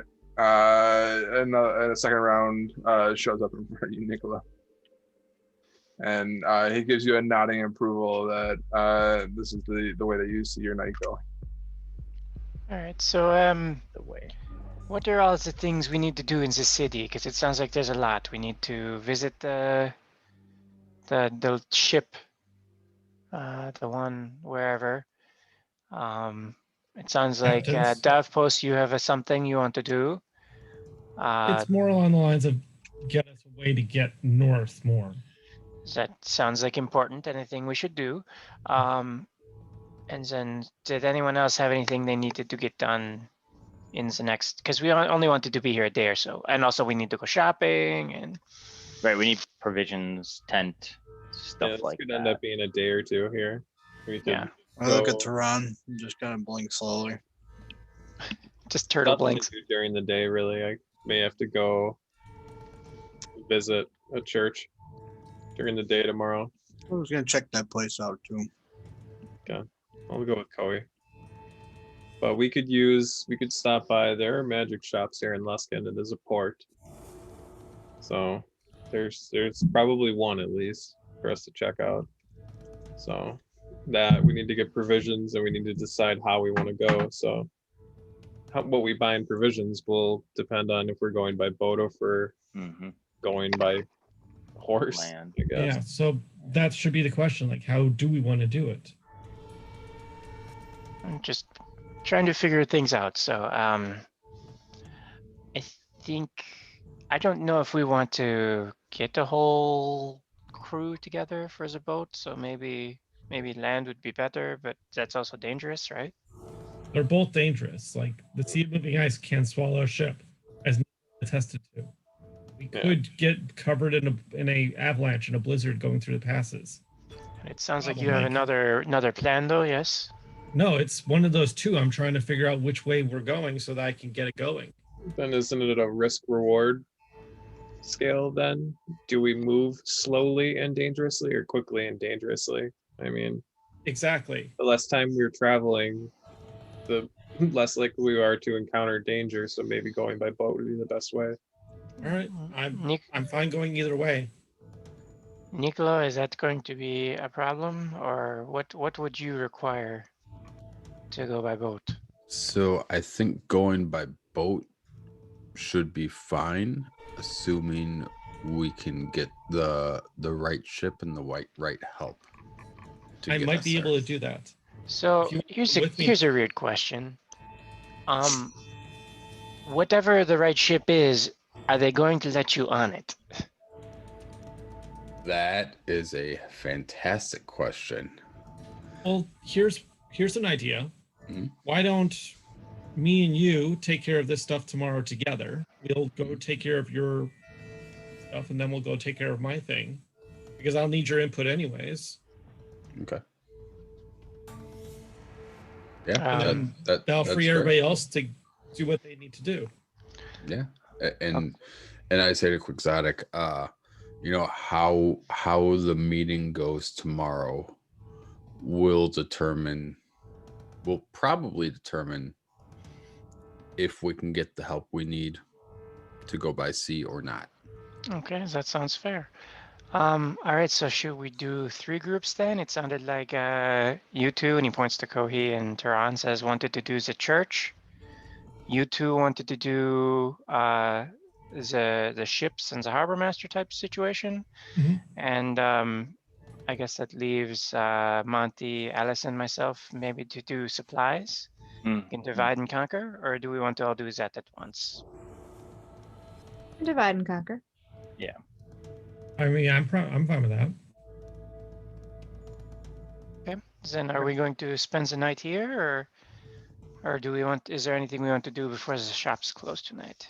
Well, that should really be the question. Nicola, do you want to do it now, or do you want to hold off and wait till tomorrow morning? I would prefer to wait until tomorrow morning when I'm rested and I'm not slightly drunk. Sounds good.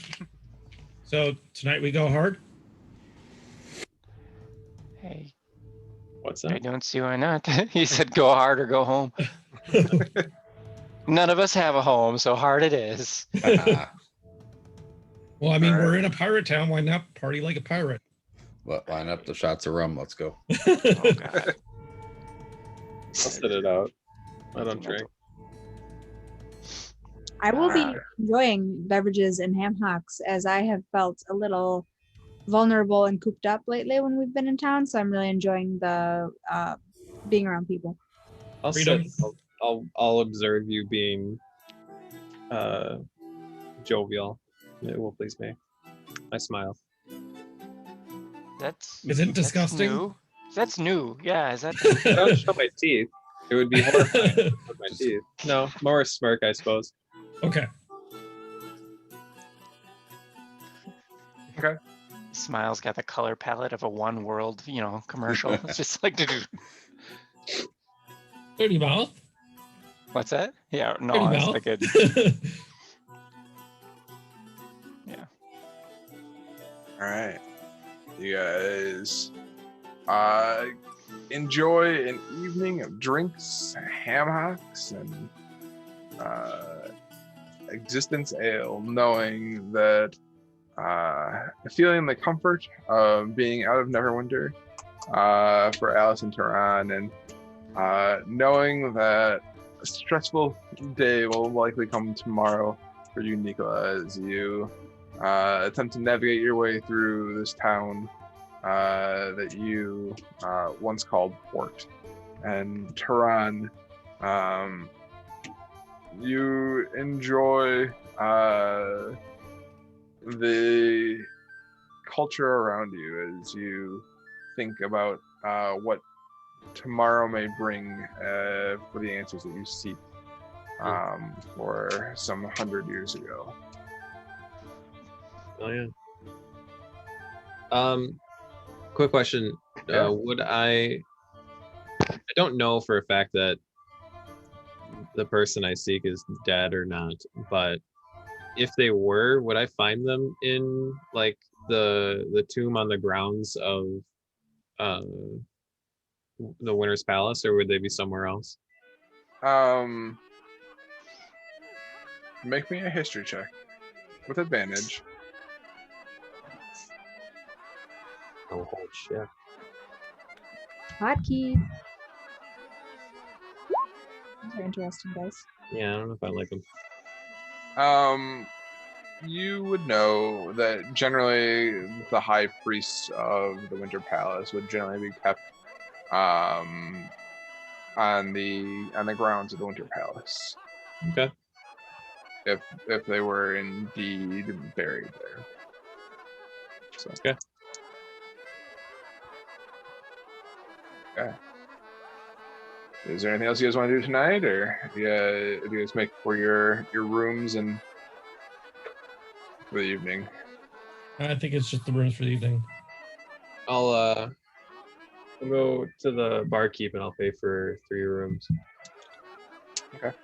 He looks to you through his one eye, as you see the other eye kind of just like not moving as he's kind of glancing around the bar. He says, "For the 3 rooms and the food for the evening." He kind of does a quick tally in his head, and he says, 4 gold. 4 gold for 3 rooms? You're at the One-Eyed Jacks? They don't even charge that much at the Royal Arms Inn. And that's for rich people. He motions to you and he's like, if you'd like to stay at the Royal Arms Inn, I suggest that you go explore their personnel. I'll pay the 4 gold.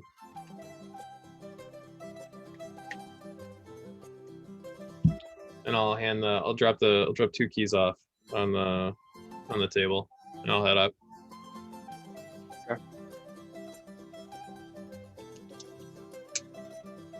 All right, to the rooms. I was gonna say there's a pause for a minute, and he looks at Alice and goes, "So in the past I was sleeping with you. Is he sleeping by himself tonight? What's going on here?" I'll kind of giggle and would I giggle? I don't fucking know. I don't know. How shit-faced are you? Yeah, I'm a little buzzed. I'll giggle and shrug and just follow him up the stairs. And I think Nico and I myself are both like kind of supporting each other but failing. Probably. Monty, are you sleeping with Kohi? I think I will leave Alice and Tehran to themselves for the evening. Yeah. You're welcome to join us. Thank We you. need a place to bunk. Kohi's. Yeah, we just gotta make sure you get a fast hands with a bucket. So hammocks and a little messy. Yeah, no. The room, and I'll be sitting down on the bed, really just resting. And you'll walk in a little shit face, and I'll meet you, and I don't have a lot of lessons left to teach you, but if you didn't bring a flagon of water with you, you should go get one. You look about the room and there's a flagon of water in the room for the patrons. I'll just face first on the bed. I would Closed. That flagon's 5 gold, so be careful. Right. As soon as you crack the seal. I'll scoot off the bed and sit down on the floor. Okay. I'll go. I'm out. All right. So as everybody, sleep begins to take everybody, enjoying in the imbibement that you guys had procured for the evening.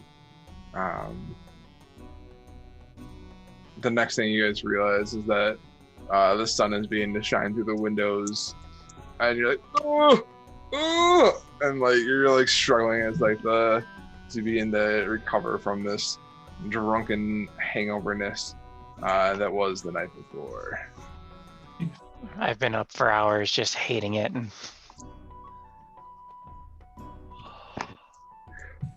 Kuzatek realizes that sometimes sleep is good, as you can try and not suffer through the levels of drunken hangoverness. The level of meditation to meditate through that. yeah, right. I'll go down early and I'll talk to the barkeep if he's up. Okay. Like pre-7, pre-6 in the morning. Okay. You head downstairs, and he is seemingly still behind the bar. Do you Not. It doesn't. He doesn't look like he changed clothes from the night before, but doesn't look haggard or tired. Robot. Did you sleep last night? He says, "Me? Of course I did. What do you think I am? Some sort of savage?" Suppose not. Savages wear the same clothes too, though. And he looks at you and goes, "The devil's in the details here, my friend." Suppose so. Those are less important to me. I wanted to ask you something. What's the status of the Church of Auriel here? What's it been like since she moved? You mean the Winter Palace? Yeah. Well, it's been a number of years since the Winter Palace has continued. It's there. The current priest, I'm failing on his name offhand, but has continued the traditions of the church of making sacrifices to Auriel in an attempt to stave off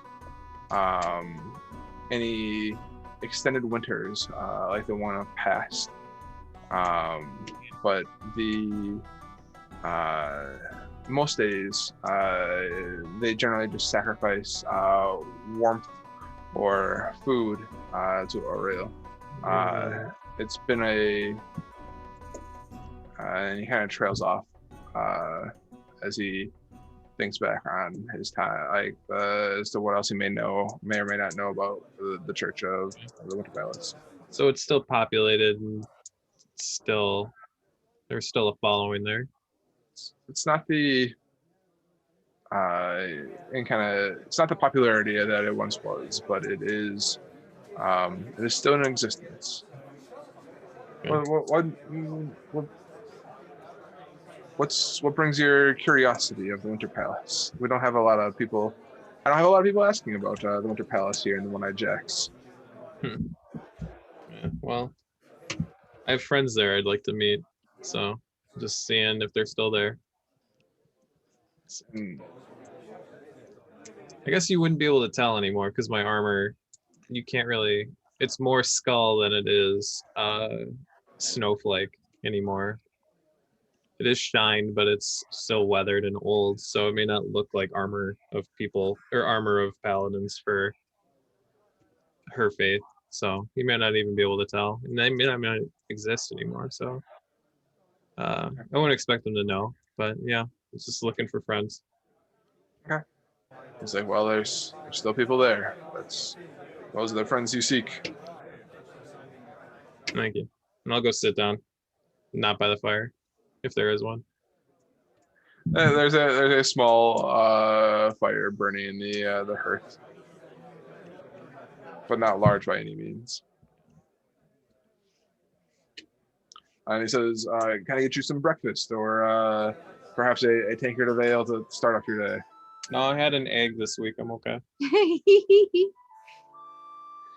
You see him kind of tilt his head to the side and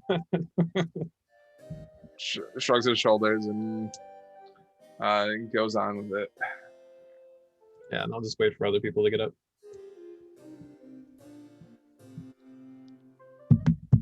Okay. Kind of everybody else begins to stumble down from their rooms after probably in the next hour or two at this point. Tehran, as you're sitting downstairs enjoying the flickering flames from a distance, you see the first person kind of stumble down the stairs and kind of grab onto the railing to kind of steady themselves, and you recognize the person as exotic. Is that what drinking does to you? It's been quite a while since I think we've gotten a chance to do that, so it was nice. Buh.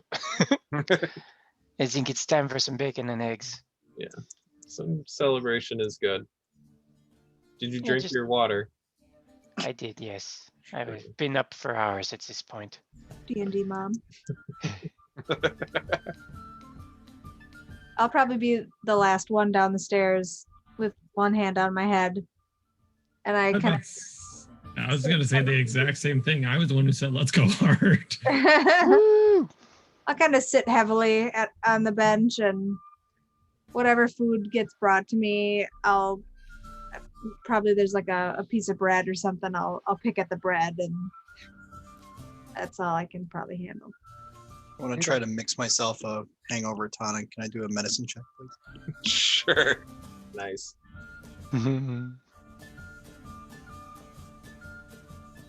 Disadvantage though, because you're drunk. You're hungover.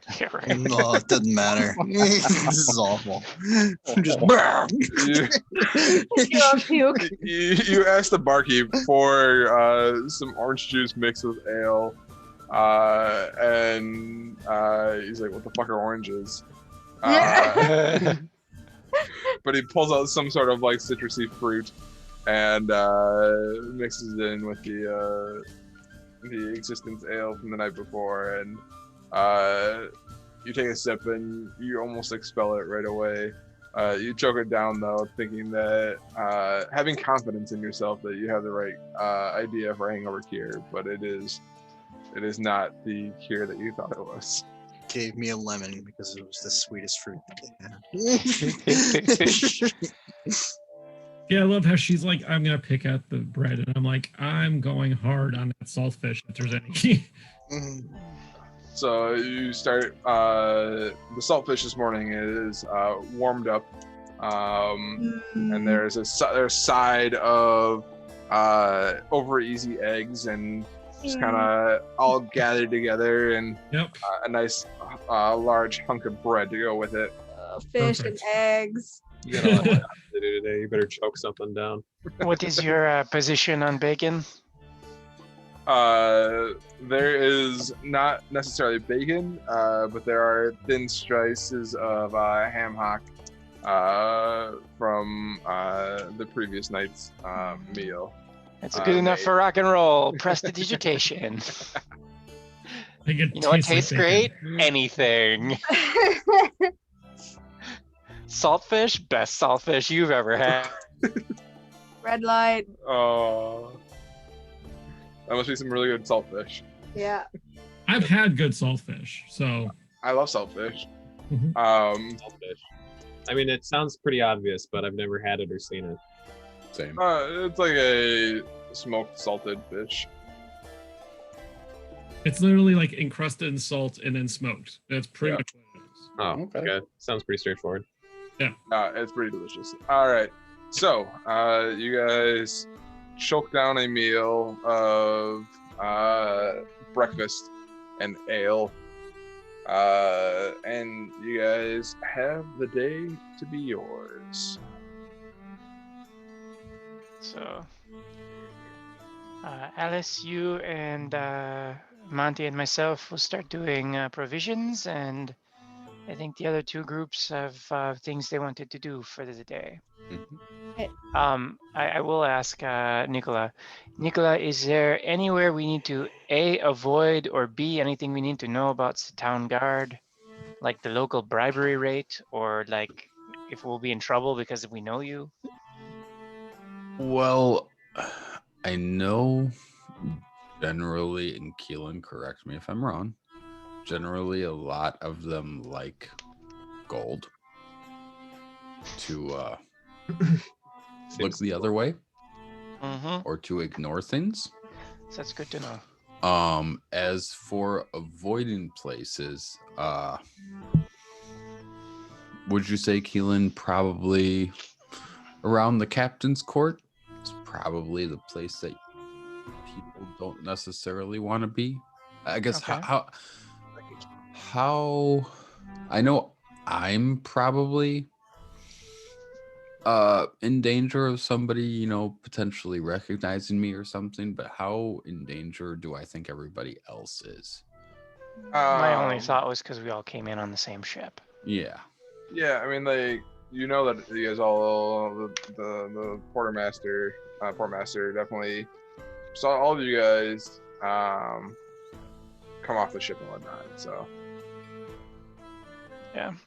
Okay. I will do my standard new city prep and like hide my gold bags in places. This is not my first rodeo going to a city that I've never been to before. So I'm like hiding all my gold bags and repositioning a couple of my daggers so that they're in weird spots. I'm gonna put a couple of slugs of gold like up my sleeve so I can just kind of like pop them out.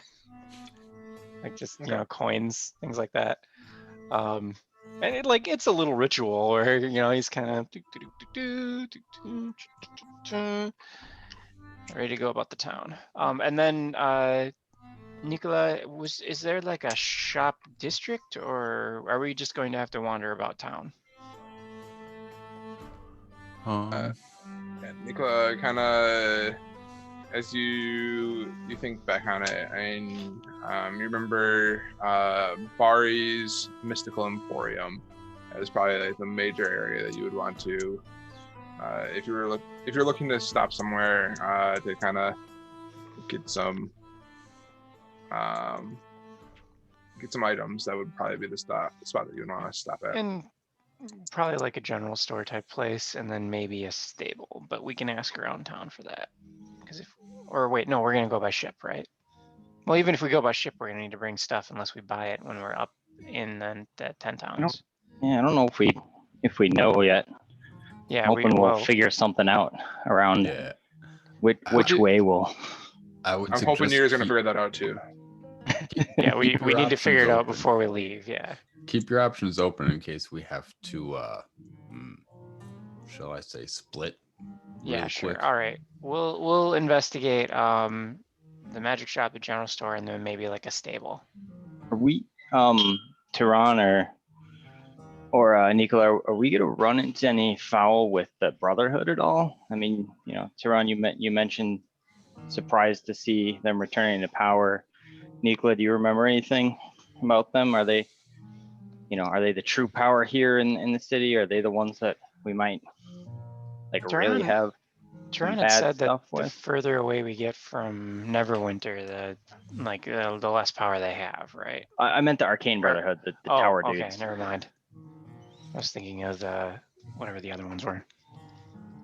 Would I have run into them at all, Keelan?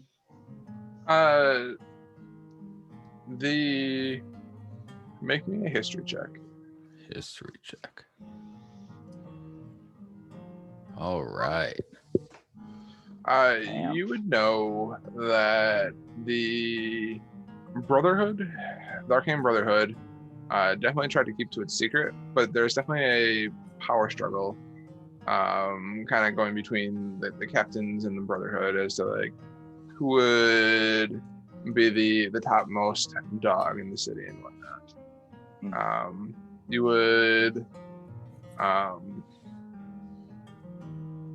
would know probably that even with a 24, you wouldn't know any of the and kind of where you stood in your house on your ship.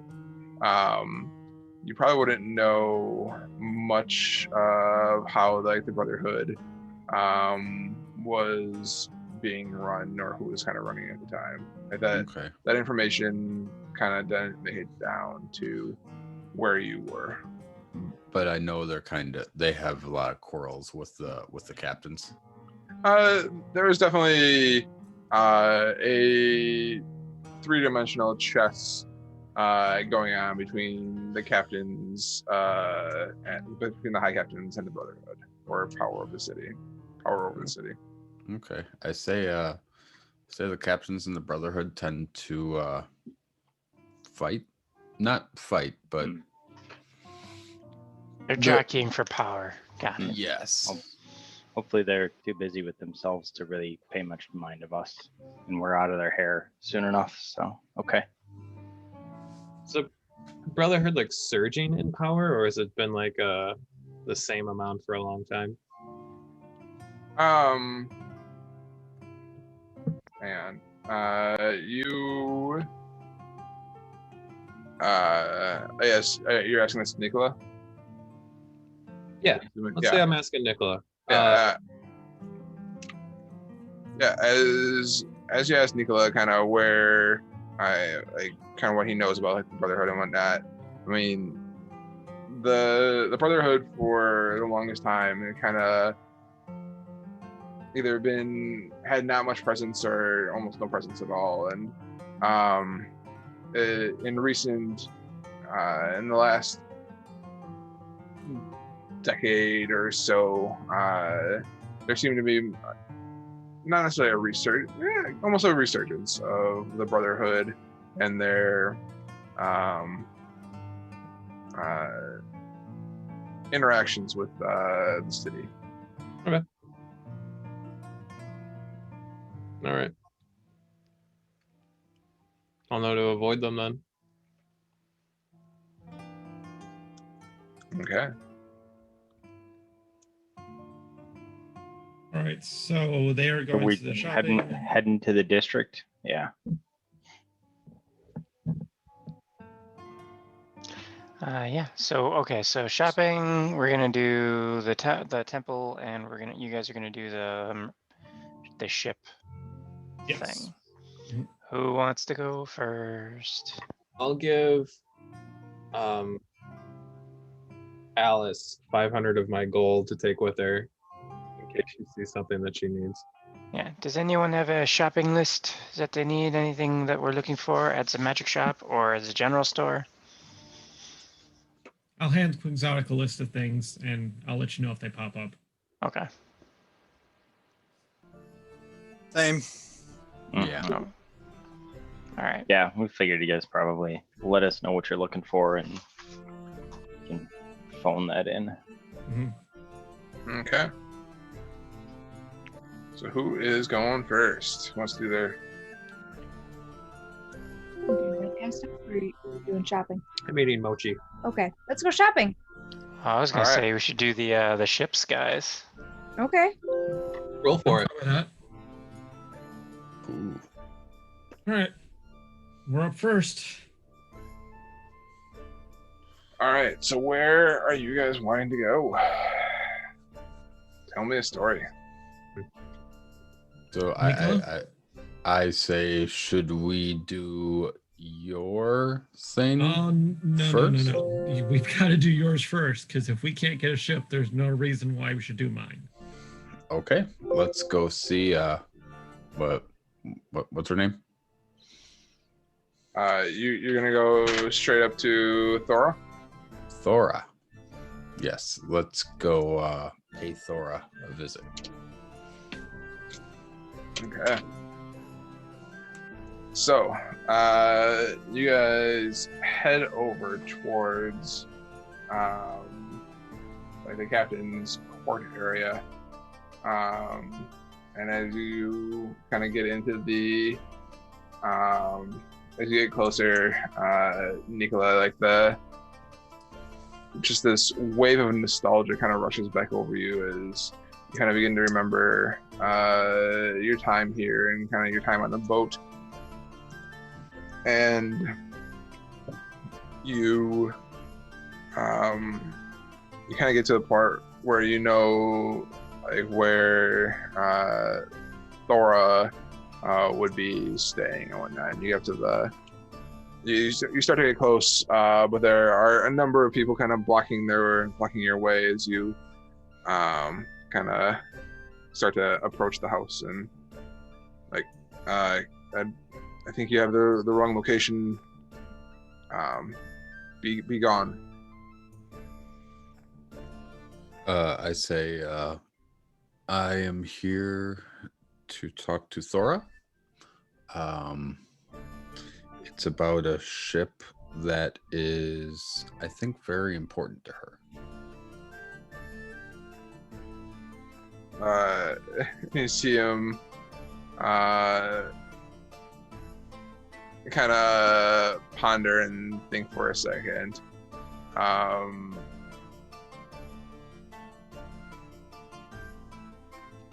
And he goes, "That sounds like a likely story. There's lots of people who come here claiming that they have knowledge that Thora needs the know." I say it's regarding the Dark Duchess. Record scratch. Yeah, it's almost as if there's a record scratch that happens. I guess make me a insight check. Insight check. All right. You see that he recognizes the name, the Dark Duchess, and he goes, "What information could you possibly have about the Dark Duchess? The ship has been lost for, is it 2 years now, 3 years now? The Thora," and he stops, conveying any other information. I say that is something that I need to talk to Thora about. And I hand Davpos my staff. I say, if you wouldn't mind letting good. us through, or at the very least, letting me through, so I can talk with her about it. Okay. Make me a persuasion check. I'm good at those. Eh. Okay.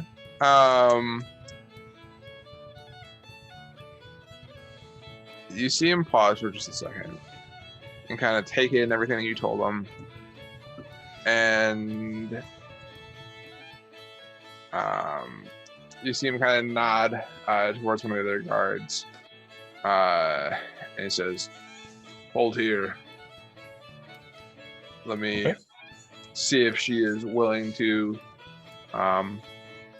discuss what you have to offer to her." And, Thank you. And you I wait. just have this great image in my head of Davpos handling both his glass staff and my spider staff. You're just like, ooh. It's not even that. It's just like literally I have one thing of like complete glass and like beauty, and then the other thing, which is darkness. It's like, this is pretty much my entire character right here, guys. Yin and yang. And after waiting probably 15 minutes or so, you see the guard come out and kind of I whisper to the guard that you're talking to, and he kind of steps back and kind of ushers you to head up towards the building that you guys had approached. This building is probably it's a 2-story kind of white, like shiplap looking building, and kind of there's columns on the front, kind of give it a sense of regality about it as you guys enter into it. And kind of as you enter into the main hallway,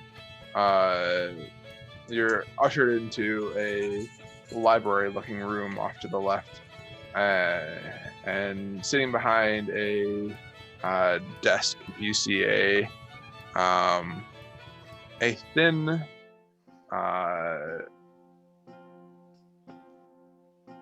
bright orange-haired looking woman that with curls, kind of this messy curl look going down past her shoulders.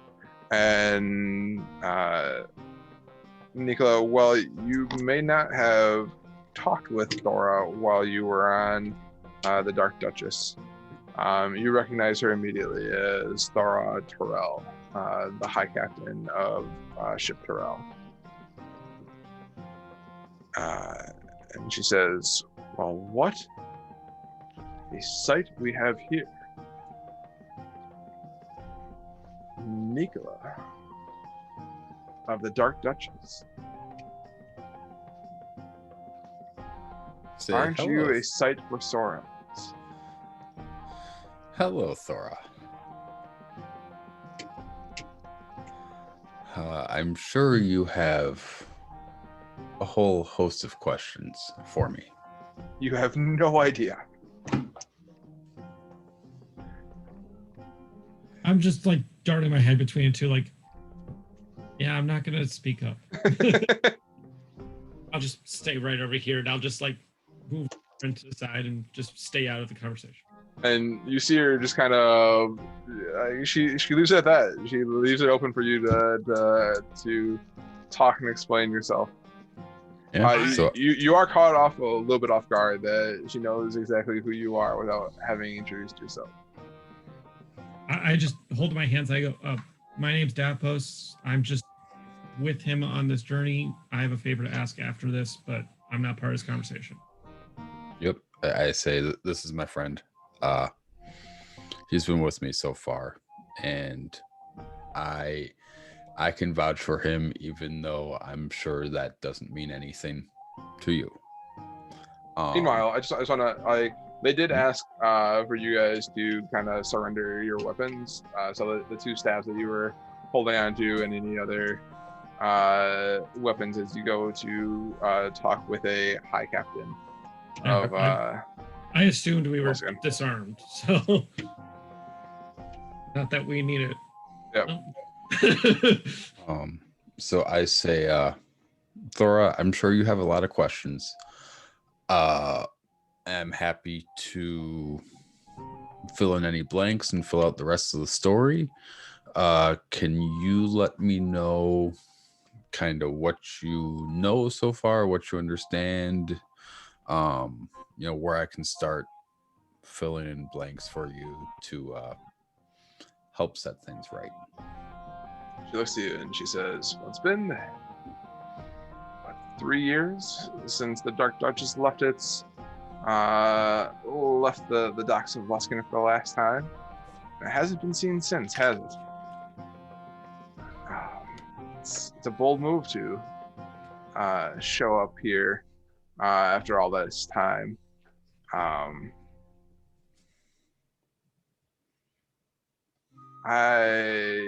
With the abilities that I have of seeing where my ships are, I'm surprised to see you here standing in front of me, Nicola.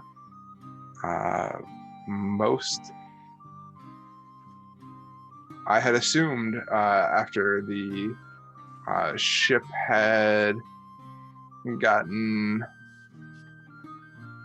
stuck, per se, off the coast up near 10 towns, that all had perished upon its on board.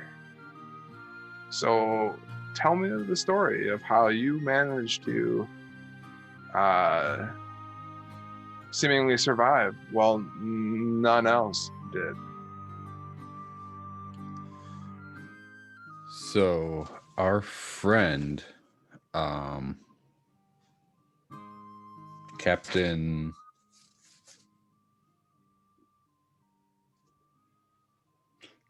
Rudolph Blue Moon, gave us all the order to abandon ship when it got stuck and was no longer seaworthy. He decided to stay with the ship until the end, but he gave us enough time for the majority of us to abandon ship. Unfortunately, we were a long ways from any sort of civilization. So we walked and we walked and we walked through the snow and the blizzard. And as I'm sure you can understand, we couldn't bring much with us. So we had to turn to other means for survival. As a crew, we decided it would be best for the crew to draw straws to see who would survive and go on and keep trying to get to civilization, and who would sacrifice themselves for the greater good. Unfortunately, we were a very long ways from civilization, and it was myself and Poff who were left at the very end. Unfortunately, he also did not make it. I was the only one to make it to Twin Towns alive. So I've joined up with my friend here and a handful of other adventurers to finish and avenge what we started on the Dark Duchess. You see her sit stoically for some time, and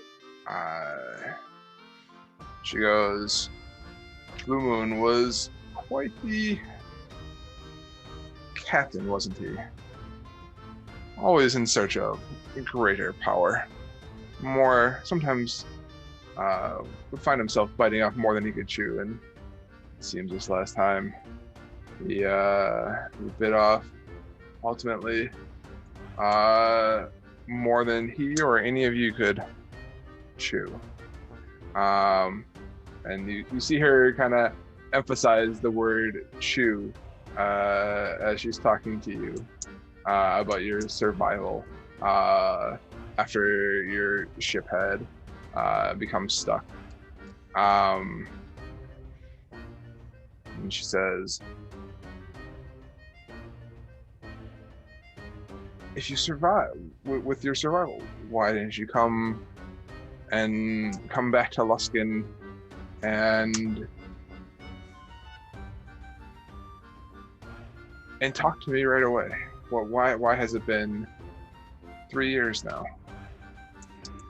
I say it was incredibly difficult to deal with the loss of a lot of my good friends, and I wanted to waste no time in avenging their deaths and continuing their work.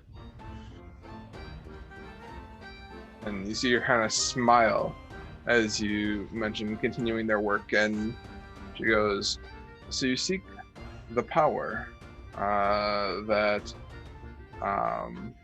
the Blue Moon had sought, huh? I say I don't necessarily seek the power, but I don't wish anybody else to go through what I've went through. I wish to stop the search for this, and if we can improve any sea conditions to the north because of it, that would be an added bonus. Says, that's quite the interesting predicament you put me in. For our ships are valuable, and your quest seems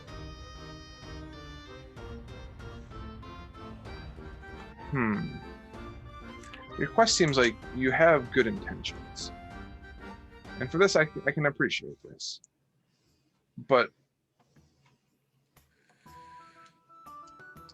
I guess what brings you to my doorstep today? I say we were down south. We are having to travel up through here, and I know The captains control the city and a lot of the waters around here. I did not want to come through your area without letting you know what happened and setting the record straight. And I certainly did not want to cause any more trouble for you guys than we already have. She looks to you and she says, I appreciate your candor and your desire to set the record straight. And she says, I'm not surprised, for I know where my ships are. But I am, I'm not surprised of where my ship is, but I am surprised to see you here sitting in front of me, a survivor of the ship, where I had assumed the loss of all life aboard the ship. I appreciate your graciousness in coming to explain to me your appearance in our city. Thank you. Thank you. And we are trying to continue to go north to retrieve what the crew of the Dark Duchess was after. I'm not sure if you're interested in looting the Dark Duchess or recovering parts of it or looking at it at all. I know you know where it is, but I'm sure since I was up that way, I could certainly be of help if we wanted to work together to get a ship up there for you to loot it and get what you need off it, and also transport us that far or farther if you see fit. She goes, House Tyrell does not have the ships to make it through the moving ice. That was and she pauses and she says, a fool's errand of Blue Moon to have taken the Dark Duchess up there.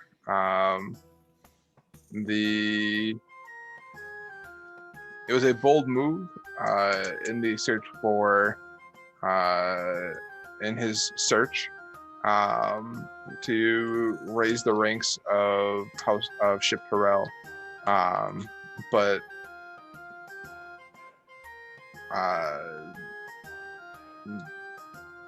the ship Kurth and Ship Baram are the only ships that have icebreaker ships that would be willing to risk taking you guys up the coast around up to 10 towns if that's where you're headed. Okay. Since you are much more familiar with them than I am, is there one that would be more likely to help us in a mutually beneficial relationship than the other? Well, she says, my understanding is that Benego Kurth is a little bit, should we say, shaken up at the how the trade of Scrimshaw has all but dried up from 10 towns. Being control of the docks, they have seen much of their income per se just disappear with the seemingly near impasse to the north.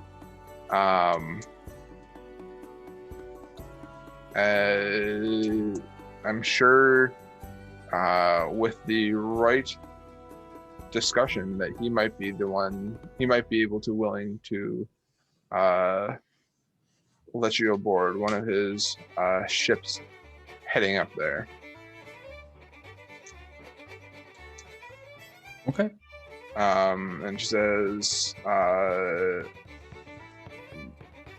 Captain Baram and his fishing vessels have a large, vast ocean to fish down here. And while they may have ice-breaking capability boats, they would be less likely to risk them unless there's some sort of fish or some other good for them to obtain up there. Okay. I kind of look at Davpos and I say, was there anything you wanted to talk about at all? Well, I just really have. Well, now I was just going to ask for a favor and see if you knew if somebody was here, but I have a question as well. Is that okay? And she nods her head curtly. Yeah. Question being, is a route to Fireshear out of the option? And she says, "Pardon me?" To Fireshear. And you see her kind of. She scratches her head, and she's not. It's almost as if you are speaking a different language to her. She says, "Say again." And I reach down into my pouch and pull out the map that I have. And if you want, I can link it in the. Okay. Okay. So you're asking for what? To Fireshear? Fireshear. And she says, foot of Tenroad. She says, I know of Fireshear. This is a, and she says, I apologize. I thought you were speaking of a person you're looking for. No, like this port city of Fireshear. Is there a way that we can still get a ship up there without any real difficulties, like needing an icebreaker ship? And she says, the port of Fireshear in the winter of which we are now is generally frozen over. And we could, Ship Terrell could be able to get you to as close as to the shore as possible. But you would have to make your way. You would not be landing in the docks and have to make your way across the sheet of ice. I was just curious because I keep seeing this pop up on my map and seeing if that was a possibility. Okay.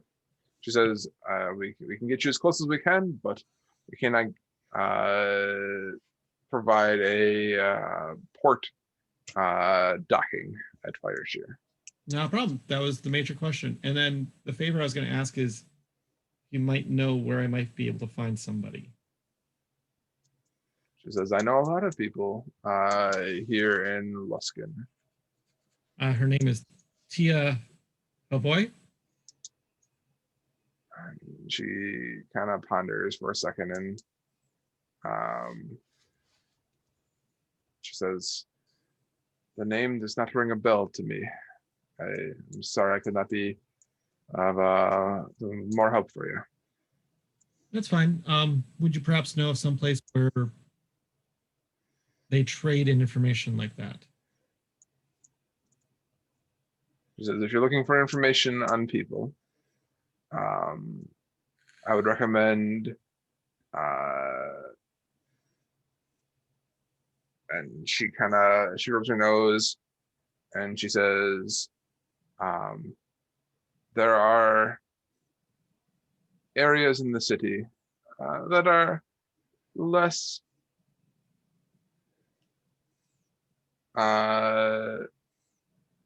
less sunny per se, that you would be able to find information about people that you're looking for. I appreciate the knowledge about that. That's all I wanted to know. I appreciate your time. So she says, "Is there anything else I can do for you?" I ask her one last question. I say, I think that we are good now. But I'm sure the Dark Duchess and myself disappearing for that period of time might have made some enemies. Do you know if there's anybody else we should be looking out for, or we should talk to while we're in town to smooth things over? Enemies of losing the Dark Duchess. You're looking at her right here. Aside from that, most people assume that the Dark Duchess either is off doing its own thing or is on the bottom of the ocean. Of which half of them are right. And the other half are drinking too much grog. And she says, you did the right thing, Nicola, in coming to me and describing and telling me your story. So I thank you for that. I say thank you for understanding, and I think we will be on our way. Okay. Again, thank you for your time, Captain. That she bids you adieu. As we're walking out, I'll turn to Nicola and go, "Damn it, I don't know where to get this information now." That's I say that's that is unfortunate. I think that we should take this information back to the group before we start to talk and potentially haggle for a ship. I agree. And that's why I really wanted to get the information of where this person was and then take that information back. See if we have more than one option. Nicola, you know of some less sunny places in Luskan that you could, and by the insinuation of which Thora had mentioned, that you could probably guess as to where she was talking about. Okay. I say probably still got a little bit of time to burn. Let's go check out a couple of these sketchy places. These places of scum and villainy. Scum, villainy, and skullduggery. Yep. All right. So while you guys begin to head out, let's go to either Tehran and Kohi or to the shopping. Well, it's like quarter to Yeah, I'm kind of cashed midnight. out. I feel like any Alright. one of those things is going to take 45 minutes at least. Okay. We can pick it up there next time. So Yeah. That sounds good. A little more time to prepare too. no. I'm gonna go cut some coupons. Maybe get some Groupons pulled together. Check out. Forward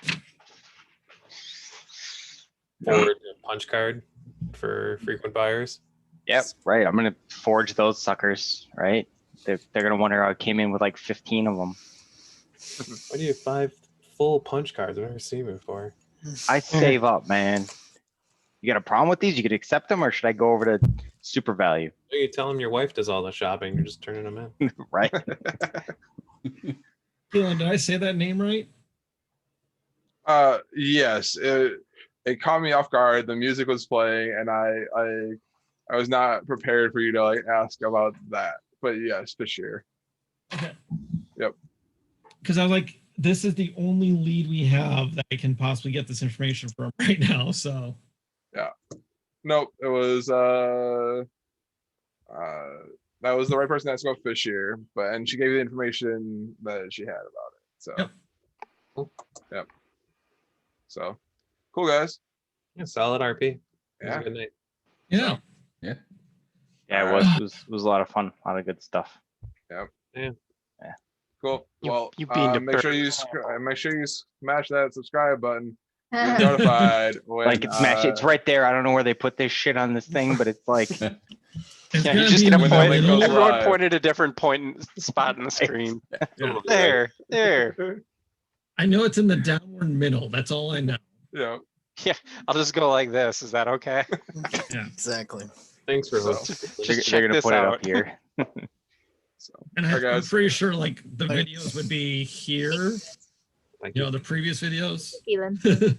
Yep. Maybe like that, according to my screen at least.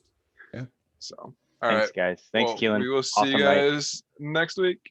Bye, guys. Sounds good. Thank you. Bye.